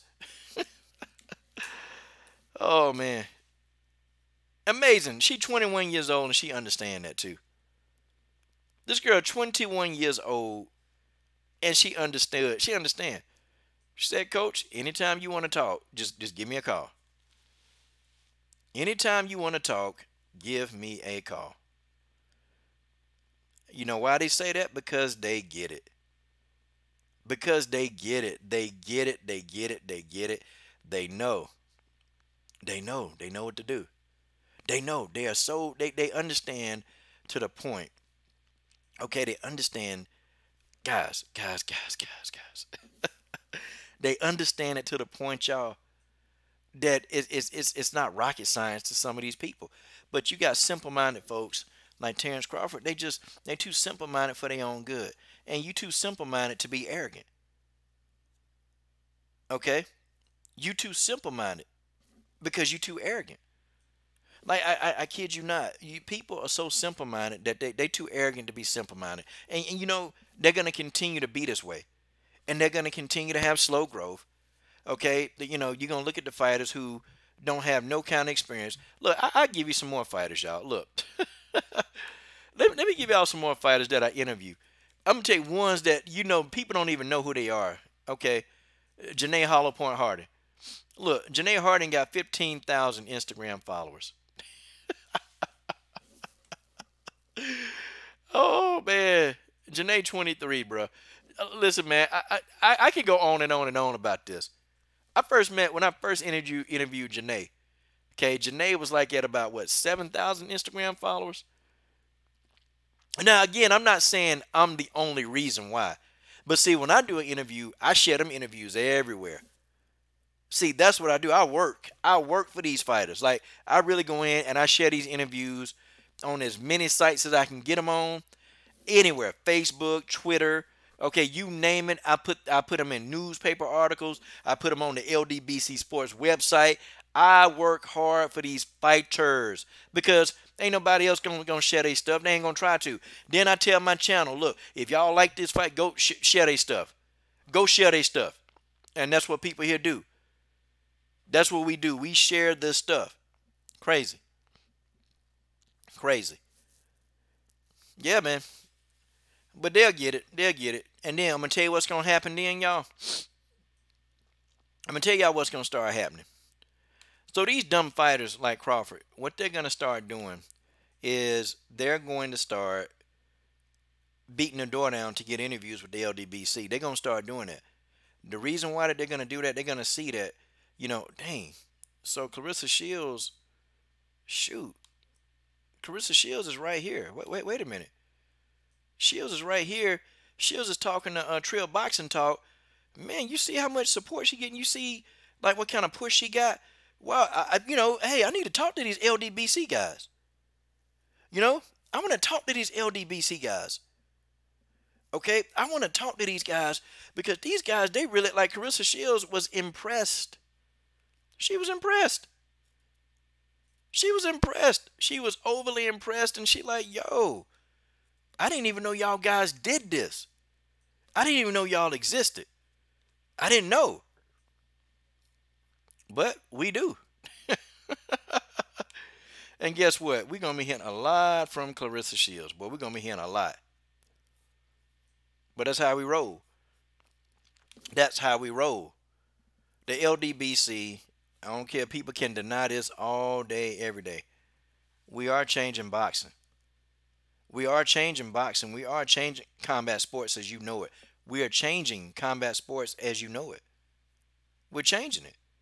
It's going in a direction that we wanted to. And see, these guys like Dougie Fisher and Steve Kim, you know these guys, see, for a long time, they were able to just sit and say what they wanted to say. And, you know, people had to listen to it. People had to listen because it wasn't nobody else. Wasn't really nobody else doing articles, man. Okay, it wasn't a lot of people doing a whole lot of things. But now the LDBC here, they can't stand it. They can't stand it. They hate it with everything in their power. They hate it. They hate it. They hate it because guess what? They know that the LDBC is here to stay. They know that the LDBC is here to stay. They know that we ain't going nowhere. We going nowhere. Not nowhere no time soon. Oh man. Man. And you know, see, Brown on Boxing. Brown on Boxing. He talking about the DAZN deal. Look, man. We told all of y'all, okay? We told y'all that DAZN was not going to work in America. We told y'all that DAZN was not going to work over here. We told y'all. I mean, you're going to send us an app, okay? Now get this now. You're going to send us an app. This app, you know, the other sports on there, it sucks, okay? We ain't nobody finna watch that app, man. Nobody's gonna pay for. I paid for it because of the MMA portion of it. That's it. I paid for it because of the MMA portion. That's what I did. Okay, and the MMA portion, hey, that's what it is for me. I don't watch. I didn't watch the zone for boxing. Okay, I didn't watch the zone for boxing. You out of your damn mind. If you thought that I watched the zone for boxing, I didn't watch the zone for boxing. I watched it for MMA. Period. Okay. I watched it for MMA. Period. Okay. And yeah, that's the only reason why the zone got my $10. That's it. Okay. Only reason why the zone got my $10. Other than that, they ain't get nothing from me. I would never watch the zone for a boxing match. Never. Because the matchups do. They suck. The matchups suck over there. We can say we want. The matchups on the zone, they suck. But, we want to say Wilder turned that. Look, man, Wilder turned that money down because he's going to make more money. He's going to get a bigger deal, man, on Showtime. And people just don't want to recognize that. He's going to get a bigger deal on Showtime, y'all. Watch. In these next couple of months, you're going to find out that Deontay Wilder is going to get a bigger deal. Wilder's going to get a big deal. The big deal is coming, y'all. Y'all just got to be patient. Y'all got to wait. Deontay Wilder is going to get a deal. And this bag going to be out of this world. It's going to be bigger than any bag that DAZN could have gave him. Okay? It's going to be bigger than any bag that DAZN could have ever thought to give him. Y'all wait. But then, you know what? You know what people say? Oh, well, he still dug AJ. Well, you know what? Eddie Hearn came out and said that, listen. Eddie Hearn came out and said that if you really, really want this fight, okay, the fight can still be made. He said it don't matter. This fight can be made. We'll make this fight. This is what Eddie Hearn said. We will make this fight, and we're going to do what we do when we do. Okay? All right, now for those of y'all in the stream, okay, I kind of let loose a little bit. For those of y'all in the stream, we're still here. If you want to, we are putting the Coach Shelton Harrison logo. Okay, we're putting the Coach Shelton Harrison logo on the side of the tights of Juliana Lima. And this is going to be a huge, huge MMA tournament. And yeah, the link is in the comment thread. And people ask me, Coach, where your super chats at? Well, I gotta delete a bunch of videos, and then when I do that, yeah, I'll get it back. But I just been too lazy to do it. But I need to get on it. I need to get on it. Okay, I need to get on it. But it's in the link, and we're gonna put the Coach Shelton Harrison logo on this girl uniform. She's agreed to do it, and there it is. There it be. We're almost there. We're about 60% of the way there. But keep it moving. Y'all know how we do. We give these funds to the fighters because that's what you're supposed to do. That's what you're supposed to do. Yeah, Marcus Bell, some of the DAZN fights remind me of Friday night. Yeah, it's just not good, man. And see, these same people, okay? These same people, they'll try to come on here and they'll try to tell you that, well, DAZN is good for boxing, but PBC is not. DAZN is good for boxing, but PBC is not. PBC was bringing fights back to regular TV. You didn't have to pay anything additional to watch PBC. But DAZN, yeah, you had to pay $9.99 to watch DAZN. You had to pay $9.99. Now these guys are selling their assets, and y'all want Deontay Wilder to go into that. I think Deontay Wilder was a bit smarter than a lot of people. Because if DAZN, they go bankrupt, they don't have to pay these guys if they go bankrupt. All these contracts, man, these things go null and void. They can sue DAZN all they want. But, if a company, if they're bankrupt, they ain't going to be able to pay you no way. They ain't going to be able to pay you. Okay? But, I just want to see the fight. I don't even care where they fight at. I just want to see Wilder Joshua fight. I do. But Deontay Wilder now is shining. And, of course, the hate. Here come the hate. Okay? People making up all kind of things about Deontay Wilder. People just saying all kind of crazy, crazy stuff about Deontay Wilder. And it's like, most of the stuff that people say about Wilder, it's not true. Okay? Like these two racist guys, Steve Kim and Dougie Fisher. Okay? They say all kind of nasty things about Deontay Wilder. And the stuff that they say, it's not true. These guys, they too stupid to tell the truth, okay? They too stupid. These guys ain't telling no truth. These guys will never tell the truth. They can't even tell the truth, man. They can't tell the truth about anything. About anything. Anything. They can't. They can't tell the truth. You know why they can't tell the truth? Because they're liars. Okay, who is this? Because they finna get a shout out right now. Okay, they finna get a shout, and we finna do the darn thing. Okay, Gregory Wide in the PayPal chat. And guys, we're getting close. We're getting close, man. We're 62% of the way there. Okay, Gregory Wide. His name is going to go up on the screen. Mr. Gregory Wyatt. Gregory Wyatt. Okay, shout out to Mr. Gregory Wyatt. Okay. It is what it is, man. That PayPal chat is real. And we're almost there, ladies and gentlemen. Yeah. Yep, I love it. Let me put them in all caps. Let's put them in all caps. And you know, this is another thing, man. This is another thing what people do too. And I noticed this too. You have a lot of detractor LDBC channels, man. You have a lot of detractor LDBC channels, man. And you know what these people do, man? They sit back and they say, yeah, you know, they come on here and they cheat people out of money and super chats, and you know, they coerce people into giving them stuff. And I've never coerced anybody. I've never coerced anybody. You know, it's optional. Don't nobody come on here and guilt shame people. Nobody guilt shame people into giving money. People do it because they want to show love. That's what it is, man. You know, I don't know. I don't get these people, man. But these people, they're gonna stay LDBC detractors. They're gonna stay LDBC detractors all the way. They're gonna continue to do the things, man. But the LDBC is gonna thrive. Okay. All right, Holy Ski. So let's address some of your talking points. Let's do this. Okay. Oh, wait. Brown on Boxing said, Holy Ski, Al Haymon has made all the big fights in boxing. Bob stopped the Wilder versus Fury fight, not Al. Eddie lowballing Wilder offer.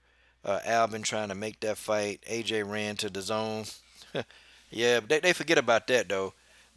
They forget about that. They forget all about that, Brown on Boxing. They forget that Wilder tried hard to make the Joshua fight in the beginning. They just forget that. They don't even want to remember that. They have damn amnesia, man. They have damn amnesia. Okay, and then you got this dude Holy Ski, man. He just been talking out the side of his ass. Al Haymon didn't do it alone. It took Les Moonves and cooperation between top-ranked Bob Arum and his son-in-law to make Maypac happen. You have a strong bias towards Haymon. Yeah, because Haymon been the one getting taken and dumped on, man. Okay? Bob Arum, he the one that cheated Manny Pacquiao for years. And, you know, we tried to tell y'all. I made several videos saying that Manny Pacquiao is going to regret re-signing with Bob Arum. This was back when he re-signed with him. And, of course, you know, now Manny Pacquiao don't like Bob Arum. I wonder why. But Bob Arum's supposed to be some kind of, you know, I don't know, some kind of goat, some kind of savior. Okay?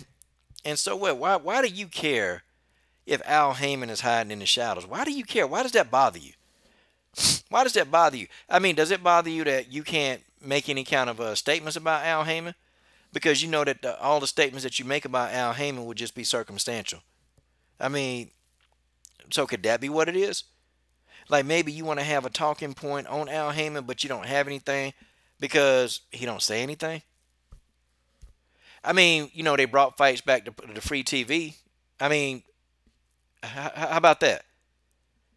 I mean, tell me. I mean, what's so bad about that? Please tell me. Because aren't we getting the same quality fights? We're getting the same quality fights. Like, real talk, we're getting the same quality fights. I mean, you got some promoters, they do good fights, and some promoters put on bad fights. That's just what it is. What does he have to hide? I mean, Al Haymon been around for over 5 decades, man. He was in the music business first. He didn't give interviews back then either. There are people that still swear by Al Haymon.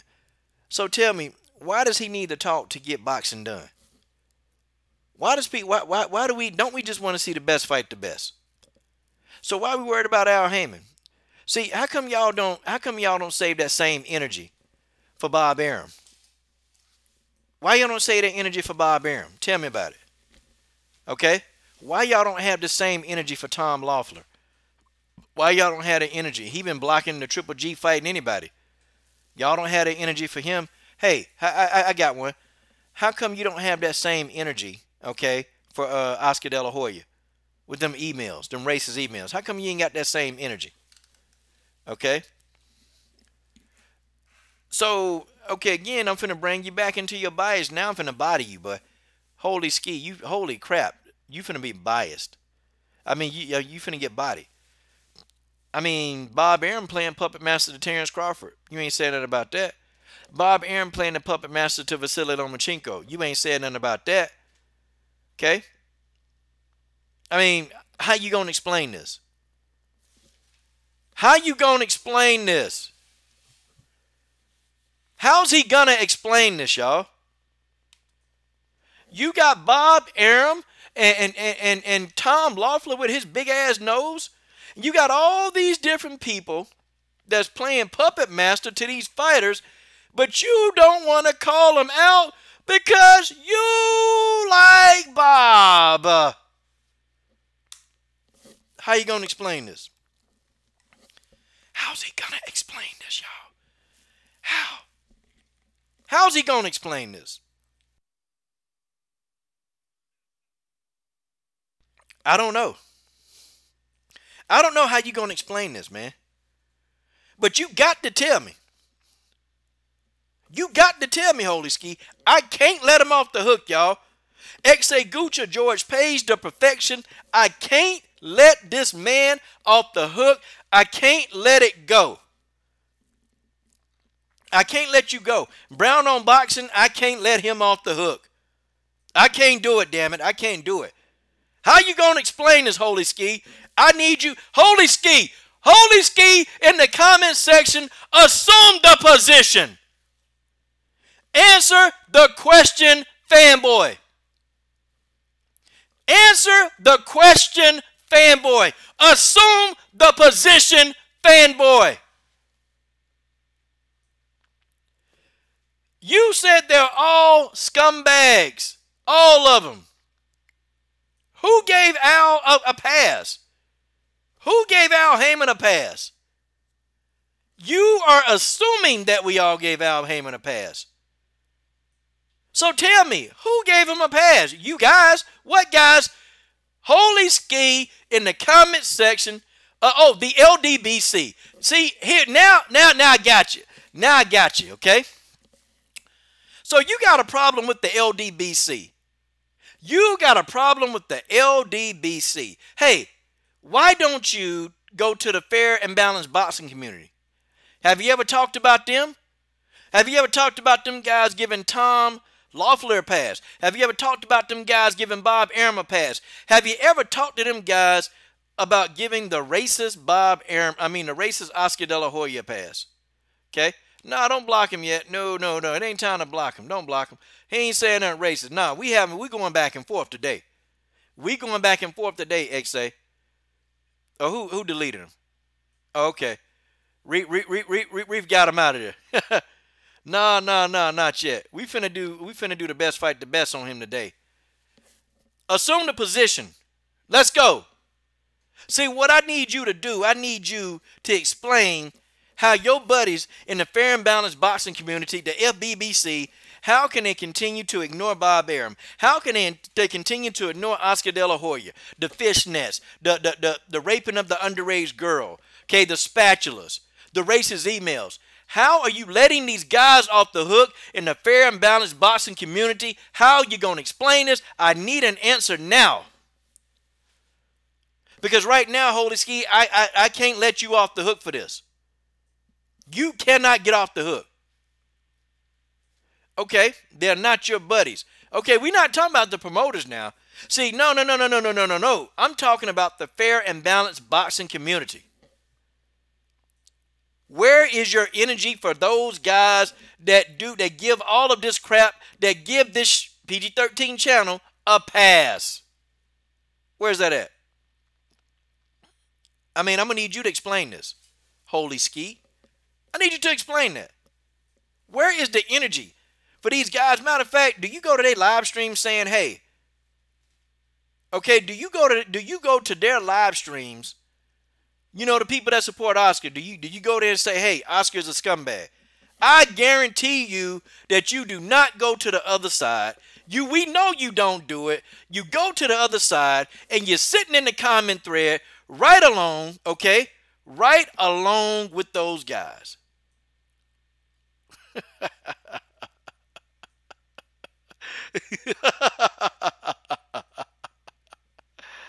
Oh, Holy Ski.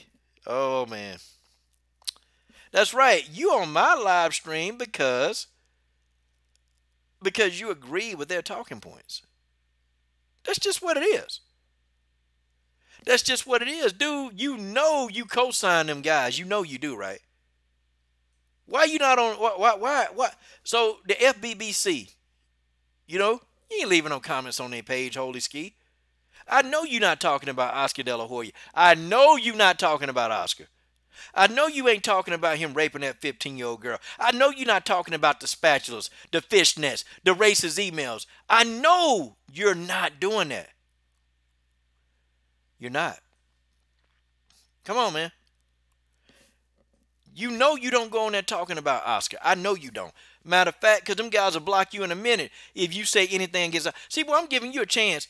Tell the truth. Tell the truth. You're lying. Look, fanboy. You got to assume the position. And you got to come front and center, and you finna take this heat, and you finna get this ass whooping. That's what you finna get. You finna get this ass whooping tonight. Tonight! Because let me tell you, they're all scumbags. But do you go to these websites that are pro Oscar De La Hoya, that are pro Tom Loeffler? Do you go there? And when they have live streams, do you go? And do you quote, do you keep the same energy? You know what? I got to say no. Okay? How you got holy in your name? How do you have holy in your name and you sitting here lying? I tell you what, how about if I give you some Coach Shelton Harrison holy water? How about, hey, look, man, I give you that Coach Shelton Harrison holy water, okay? Listen, you can take the holy water, you can sprinkle it on your face, wash your face, you can wash your dusty ass with it. Hey, it doesn't matter. The Coach Shelton Harrison holy water works. Yeah, Brown Unboxing, he brought it on himself. I know he don't go to them other channels. I know he don't go to them other crazy channels, okay? I know you don't go. I know you don't go and tell these guys Oscar De La Hoya is scum.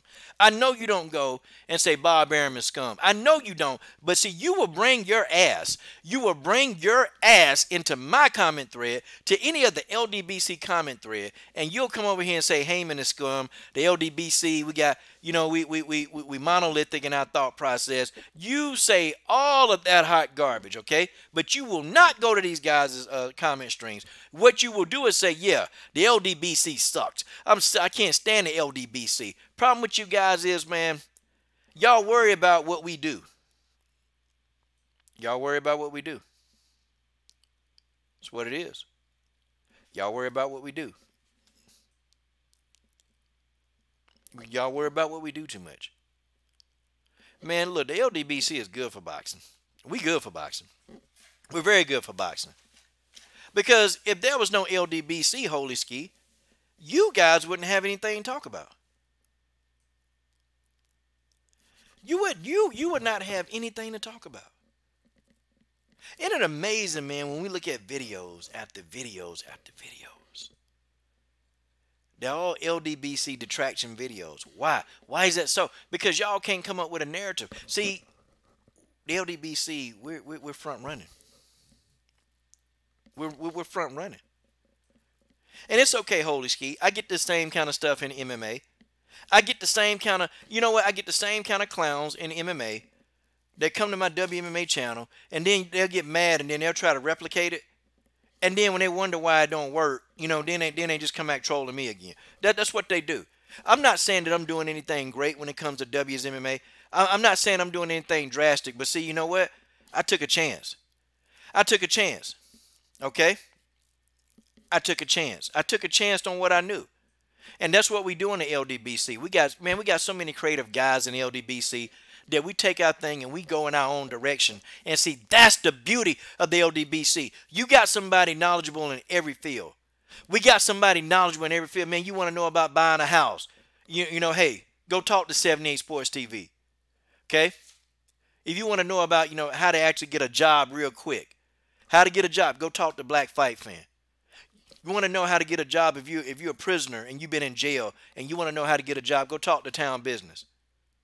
Okay? I mean, God, you got people that do basketball. We got Ticket TV. We got Ticket TV running around here. Listen, if you need to know anything, okay, if you want to know, how to get your free throws right as a basketball player, okay, go talk to Ticket TV. Okay? Ticket TV done interview some professional basketball players. Me, I took a chance. I took a chance with WMMA. I took a chance, and I didn't want to take a chance. But see, the LDBC is full of guys who will take chances. They'll take risk. That's what the LDBC is about. People that's not afraid to take a risk. See, we're not afraid to take a risk. We're not afraid to go out on a limb and go outside our comfort zone. Doing women's MMA, that was outside of my comfort zone. Okay? Now you don't have to block. He ain't saying nothing racist. I'm good. I can have somebody with a different opinion. I can have somebody with a different opinion. Okay? They can have a different opinion. Because see, education is the mother skill. Okay? Education is the mother skill. That's what it is. Okay? Nah. You guys like Holy Ski, y'all come to the LDBC because you guys you're also entertained. See, you're not entertained on those other channels. They all do the same thing. They make videos about us. After a while, it gets old. They don't have any kind of creativity. No, I take that back. Some of them guys, they do have creativity, but they only get the energy to get creative when it comes to us. So now when they talk about LDBC, they put us in their videos, put us in their titles. They do all of this stuff. They do it all. But then they wonder why they can't talk to a fighter. They wonder why. They wonder why the fighters don't take them seriously. They wonder why. You got these guys that love AJ. Isn't it funny AJ not giving these guys no interviews? AJ not giving these guys. AJ don't give a damn. AJ ain't giving these guys no interviews. Right? AJ not giving these guys any interviews, is he? I mean, guys, is AJ giving any of these guys any interviews? No. Nah, Holy Ski. Yep, Brown on Boxing, they are clout chasing. Yep. Nah, okay. So if the LDBC is biased, why are you here? See, that's the multi-million-dollar question, Holy Ski, that you won't answer. If we are biased and if we live in our own bubble, why are you here? So why don't you just let us be in our bubble and start worrying about what us group of black men are doing? Why do you care? Okay, I mean, people over in the fair and balanced boxing community, isn't it funny we left the YTBC and now the YTBC is dead? People don't even acknowledge the YTBC anymore. That ought to tell you, we run this. We run this shit. Okay? That's just what it is. We run this. Okay? No, that's what you want us to do, but, you got people, you got the guy in Taiwan, okay? You don't say nothing about him. Okay? Come on, think about it, man. Think about it. To give a different opinion. Dude, we are the idea. That's the issue. We're the idea. See, you want us to do what you want. No, them days are over when you gonna tell a black person what you want to do. No. We do what we want to do. See, you don't have to listen. You can take your ass somewhere else. You ain't gotta listen. But you still hadn't answered my question. Why are you here? If you know that we're biased, if you know that you don't like the content and the format, why are you here? I mean, how you going to explain that? No, I like this conversation because, see, this is what I'm talking about right here. Why are you here? If you really, truly don't like what's going down, why are you here? Yeah, Anthony Applejuice Joshua spends too much time hanging out mostly dudes and ride with, playing with orangutans. The brothers and sisters at LDBC are chilling in our chat with the troll who's sour to hear troll. Yeah. No, Holy Ski. We look at things the way it is. Look at Willetta Raines, true LDBC. LDBC queen right there. Yeah, I mean, come on. Like, my thing is, why are you here? Okay? How about this? How about this, Holy Ski? Why don't you make a channel and why don't you provoke your own ideas instead of trying to dictate what you want people to provoke? Why don't you come up with your own ideas? Why don't you be an innovator and provoke some different ideas? Why don't you do that? You know why you won't do it? You know why you really won't do it? I'm going to tell you why. And now, I'm finna go Costradamus on you, okay?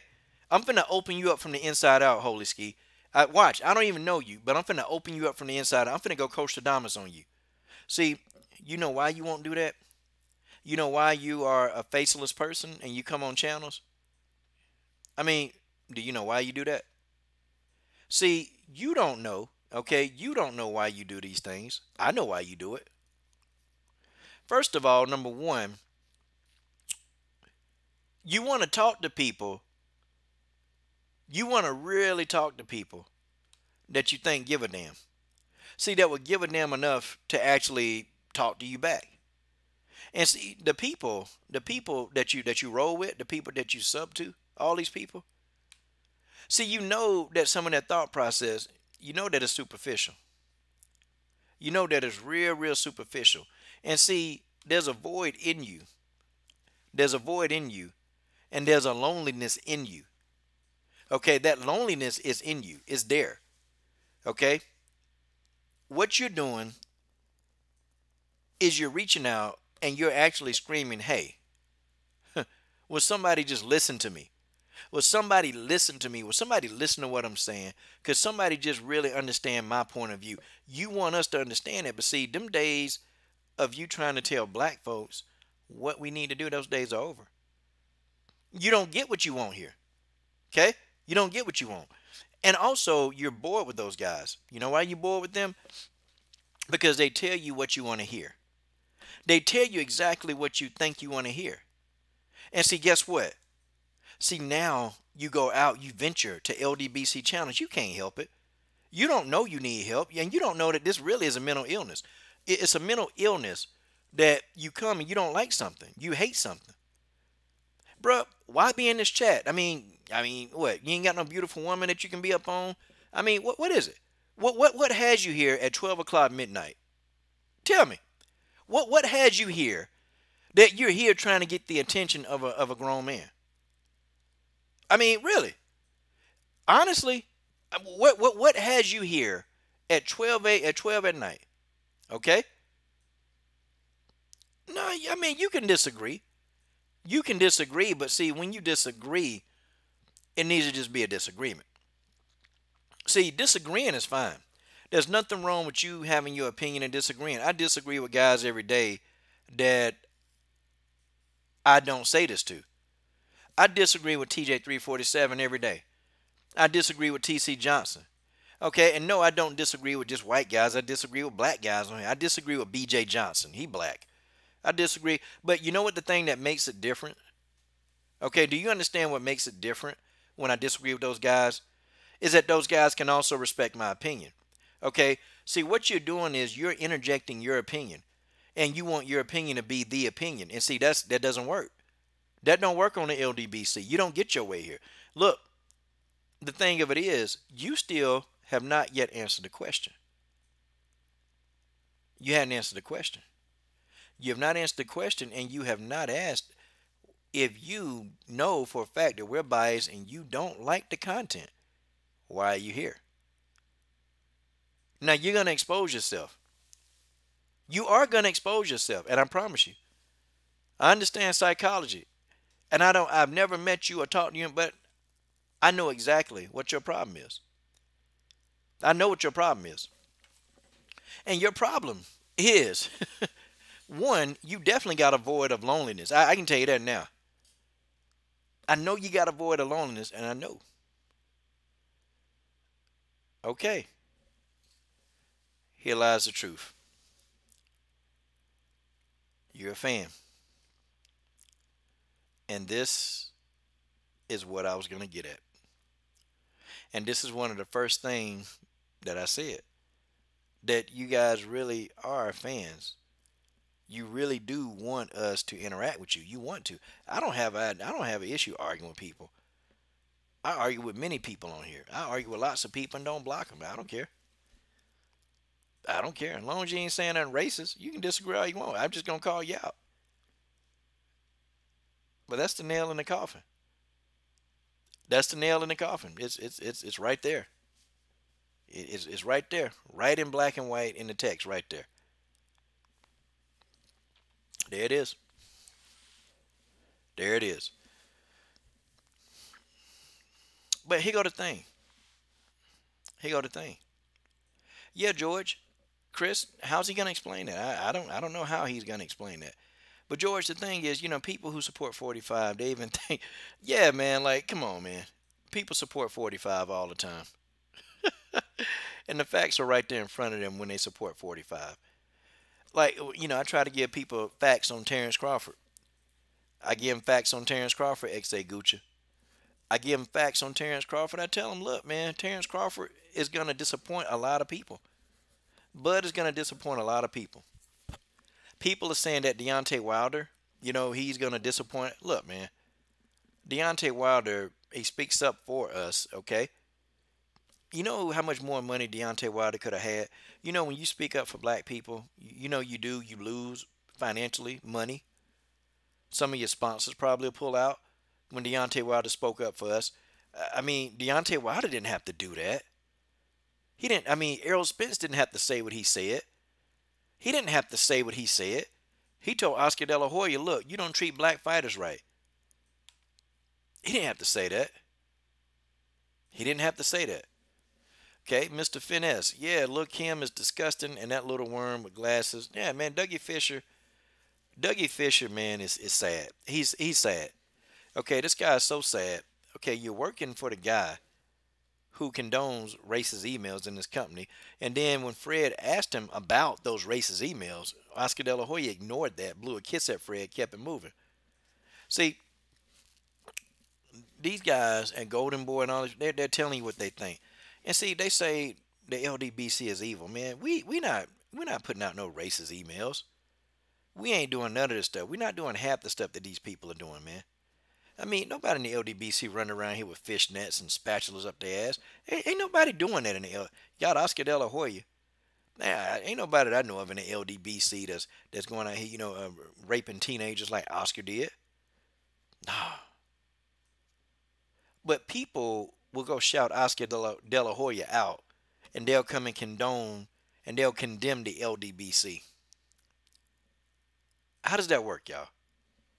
Underrated darkness, the truth, Reef the Watcher, XA Gucci 23. How does that work? How does that legit work? Please tell me.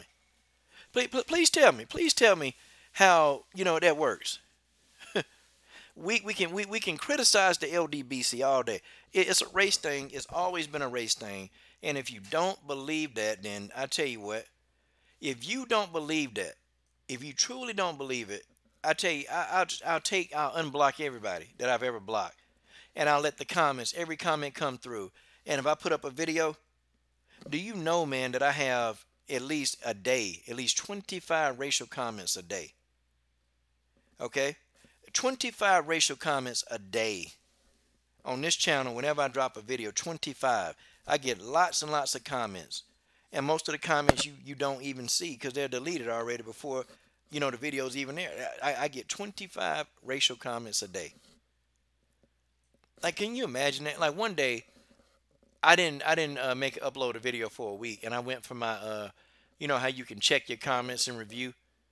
Man, I had 287 comments held for review that was racist. So tell me again, it's not about race. Please try to explain it to me.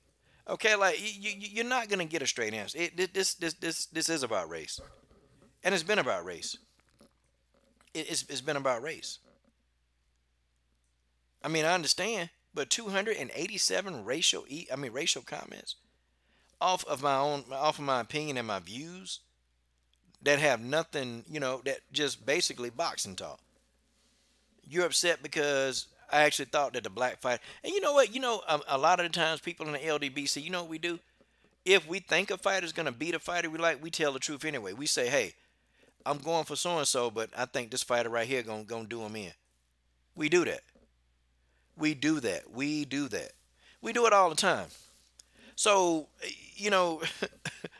I'm trying to figure out where the bias come in. But you got channels.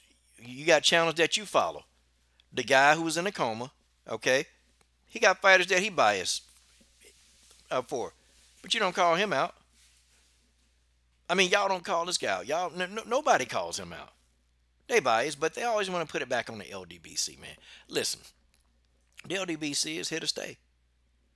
And when we move on and when we leave Earth, the legacy of the LDBC is going to be intact. See, this movement, it can't be stopped now. It's too late. The LDBC can't be stopped.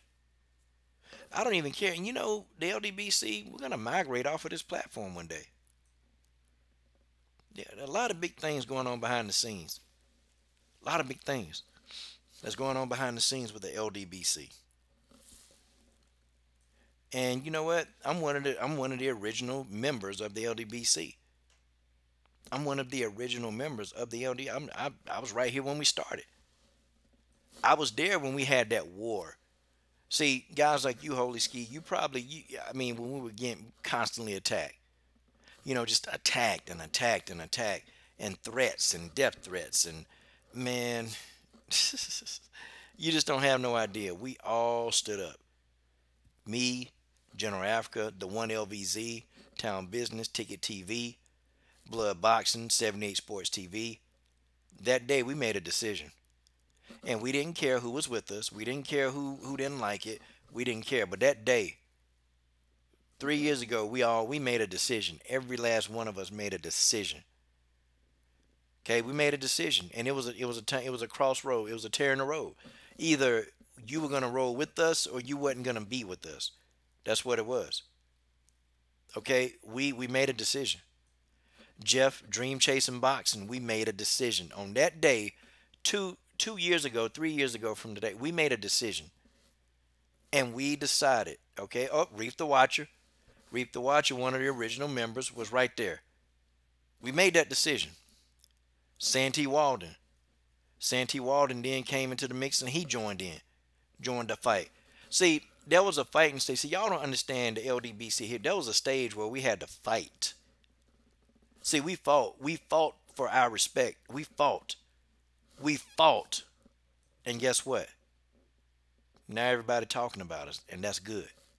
That's good. That's good. See, nobody ever want to talk about the death threats that me and Town Business got. Nobody want to talk about the death threats that Ticket TV got.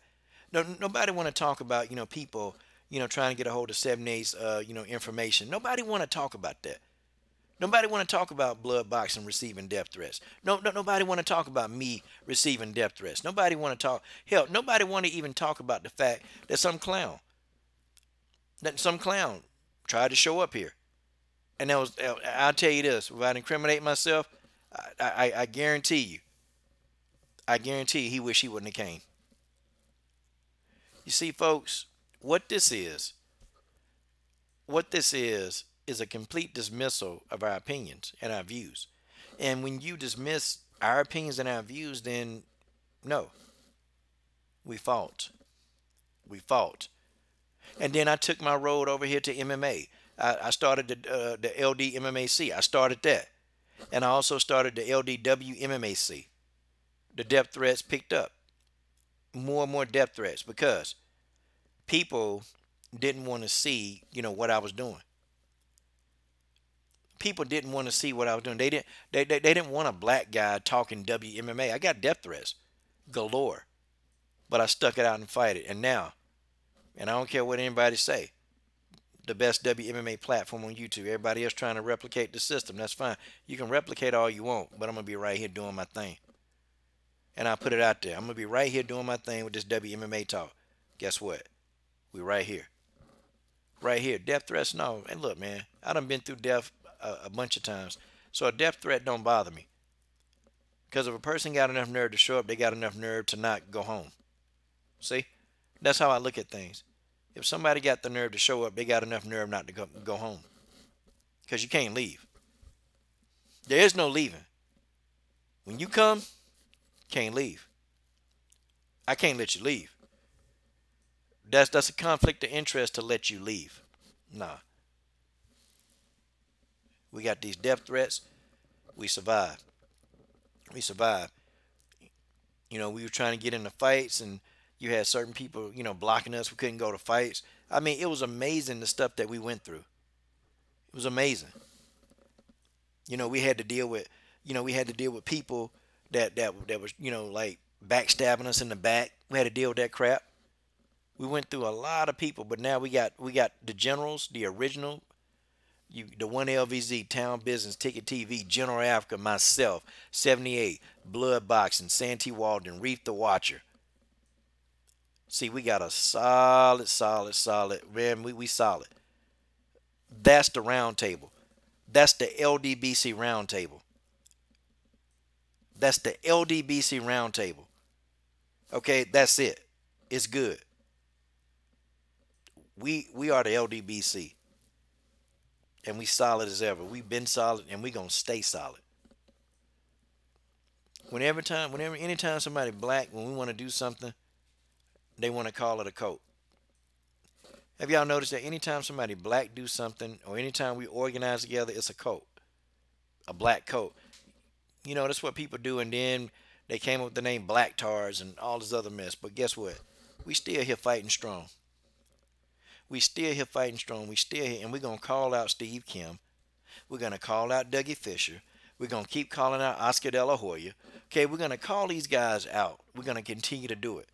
And then guess what? The next generation was gonna be legacy. Okay, it's gonna be legacy. And see, Underrated Darkness. I didn't meet you, man, until I think I met you. What? I ain't know your channel existed until I want to say in the middle of 2018. And I didn't know you was LDBC affiliated. Then next day Gucci, he started putting out his stuff, man. I mean, it's a lot of dudes, man. We was there, man. When we first got this thing incepted, we was there. That's why the LDBC is so strong. That's why see, what we're doing with the LDBC is something that black people don't do. We settle our differences behind the scenes. You have a person with somebody, the rule in the round circle, in the round table of the LDBC. Okay? The rules are you talk behind the scenes. And you work it out as men. We don't go and make videos about another man. We talk it out as men. And that's, people say black people got poor communication skills. We don't. Because, see, we don't let stuff escalate. If there's an issue, we talk about it as men. That's why we solid. That's why the LDBC is solid, y'all. That's why. That's why we're doing what we do. And they thought that they can do what they want. These people thought that, they can just keep doing these boxes any old kind of way. And now the LDBC came into the picture, and we messed up everything that they was trying to do. We messed that up. And now these black fighters, they're getting the recognition, the respect that they deserve. And these fighters, they deserve respect. Anybody who get in there, they deserve respect. But see, I was noticing that a lot of our fighters didn't have nobody talking for them, didn't have nobody fighting for them. A lot of the black fighters had nobody fighting for them. Like, nobody would speak up for these people. And then, you had Blood Boxing that was willing to do it. God bless Blood Boxing. He was willing to do it. Then you had 78 Sports TV. And at the time, man, before the LDBC was even thought about, it was just them two fighting about them. Nobody was helping them. And then, we just started talking one day. 78 was like, yo, I need some real ones, man. We going to start this thing. We need to start it. We need to go ahead and get this thing started. Who with me? 78 was like, it's a ground floor opportunity. Who's with me? Who is going to be with me? Who is with me? Jeff at Dream Chasing Boxing said, I'm down. Knox at Dream Chasing said, I'm down. Reef the Watcher said, I'm down. Coach Shelton Harrison said he was down. Ticket TV, Town Business, the one LVZ, Santee Walden. Everybody said that they down. Blood Boxing said, I'm down. And now, we're here. We're here right now. because we decided to be down. And now we're probably the most powerful entity that talk boxing. We're more powerful than any media person that's writing articles. Ain't nobody reading no articles. People gonna take out, they gonna go to their little laptop, pull out their little tablets, and they're gonna immediately come and check an LDBC channel out. See, these guys, they losing the war. They're losing war. See, man, look, they lose the first real war, the LDBC inception. They lost that. I mean, they got destroyed. They got flamed trying to take us on. They got flamed. They got flamed. They couldn't do nothing. And then once the movement started, they couldn't stop it. You had people coming in trying to throw little wrenches into the movement, and hey, so and so said this. See, look, man, we already been schooled. We done already had these conversations as a group. We already know when somebody come in, yeah, man, I don't like a lot of LDBC channels, but I like your channel. See, already that's code word for it. Nope, we're gonna break these dudes up. And see, that's what people do. See, y'all say we're divisive, but y'all try to divide and conquer us because that's y'all mentality. If we divide and conquer the LDBC, we can get them. It doesn't work. Y'all been trying that for 3 years. It's not working. So call us what you want. Call us a cult, whatever you want to call. But this cult, we getting bigger and bigger and bigger. And I guarantee any fighter that we want to build, any fighters that we want to build, we going to build them. Any fighters that y'all want to build, y'all won't be able to do it. Y'all won't be able to do it because it's not enough of y'all with the same agenda. That's what it is. Yeah, George, they're afraid of change. That's okay. Either they're going to be afraid of change, or guess what? Guess what they're going to do? Either they're going to have to get with us, or they're going to have to hate us. And right now, they're choosing to hate us. So it's fine. It's fine. We still winning. We're still winning. And I can appreciate that. As I get off this live stream, y'all, as I get out this live stream, my disappointment for Bud Crawford is immense. And I will go back and forth. Okay, Mr. Finesse, why he get timed out? Let me see, why did Finesse get timed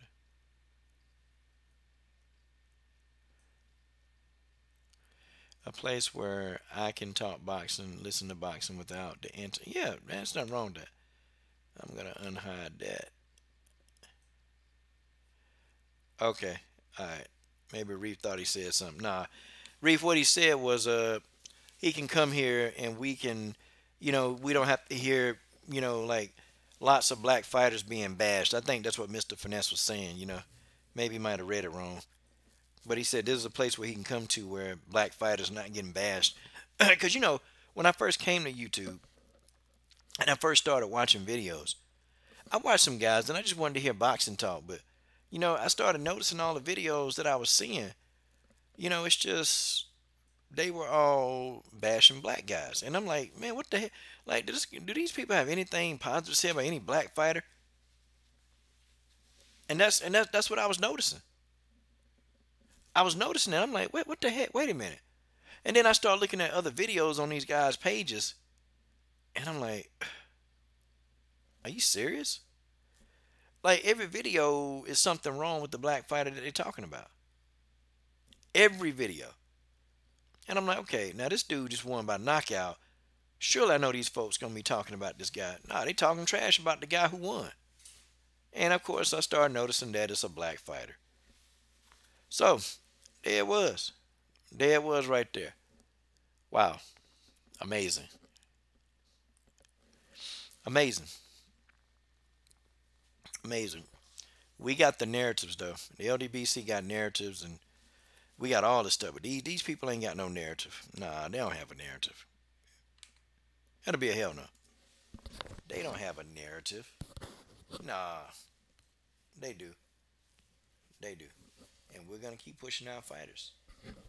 We're going to keep pushing. We're going to keep pushing. But, you young fighters, and I'm about to get out of here in a minute, too. You fighters, especially you guys, if you're a fighter, I need you to hear this before it's time to go. You fighters, y'all stop treating black YouTube media so poorly. Y'all stop doing it. Like, y'all get that out your head, get that out the agenda, because in the long run, you're gonna do yourself a disservice by doing that. Talking to Terence Crawford, like, you know, and again, I support everything. Okay, I support anybody who they a down to earth fighter. I support them. If they're gonna fight the best, I'm going for them. But you know, you have fighters that they're not even black, and they understand. They understand. Hey, I want to stay connected with the coach. You know, I want to make sure, you know, I get these interviews in. And I got a lot of non-black fighters that roll strong with me. They roll strong because they know that I'm gonna tell it like it is. You young fighters, man, y'all stop like dissing YouTubers. Y'all stop doing that. Y'all stop dissing YouTube channels, because we're gonna get excited for you, and we're gonna push these videos out for you. We're gonna do it.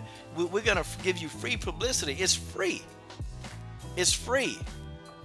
I mean, all you guys got to do is just, like my man, Yakov White here said, just have some damn humility.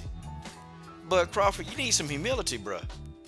You need, and that's why, you know, people like Errol Spence, that's why people kind of, they just kind of, they give it to you.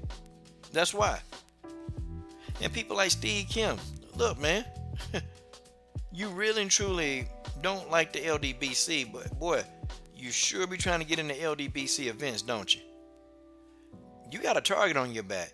Now, every person that see you, every black reporter, they're going to pull up on you, Steve Kim. And they're going to ask you what you meant.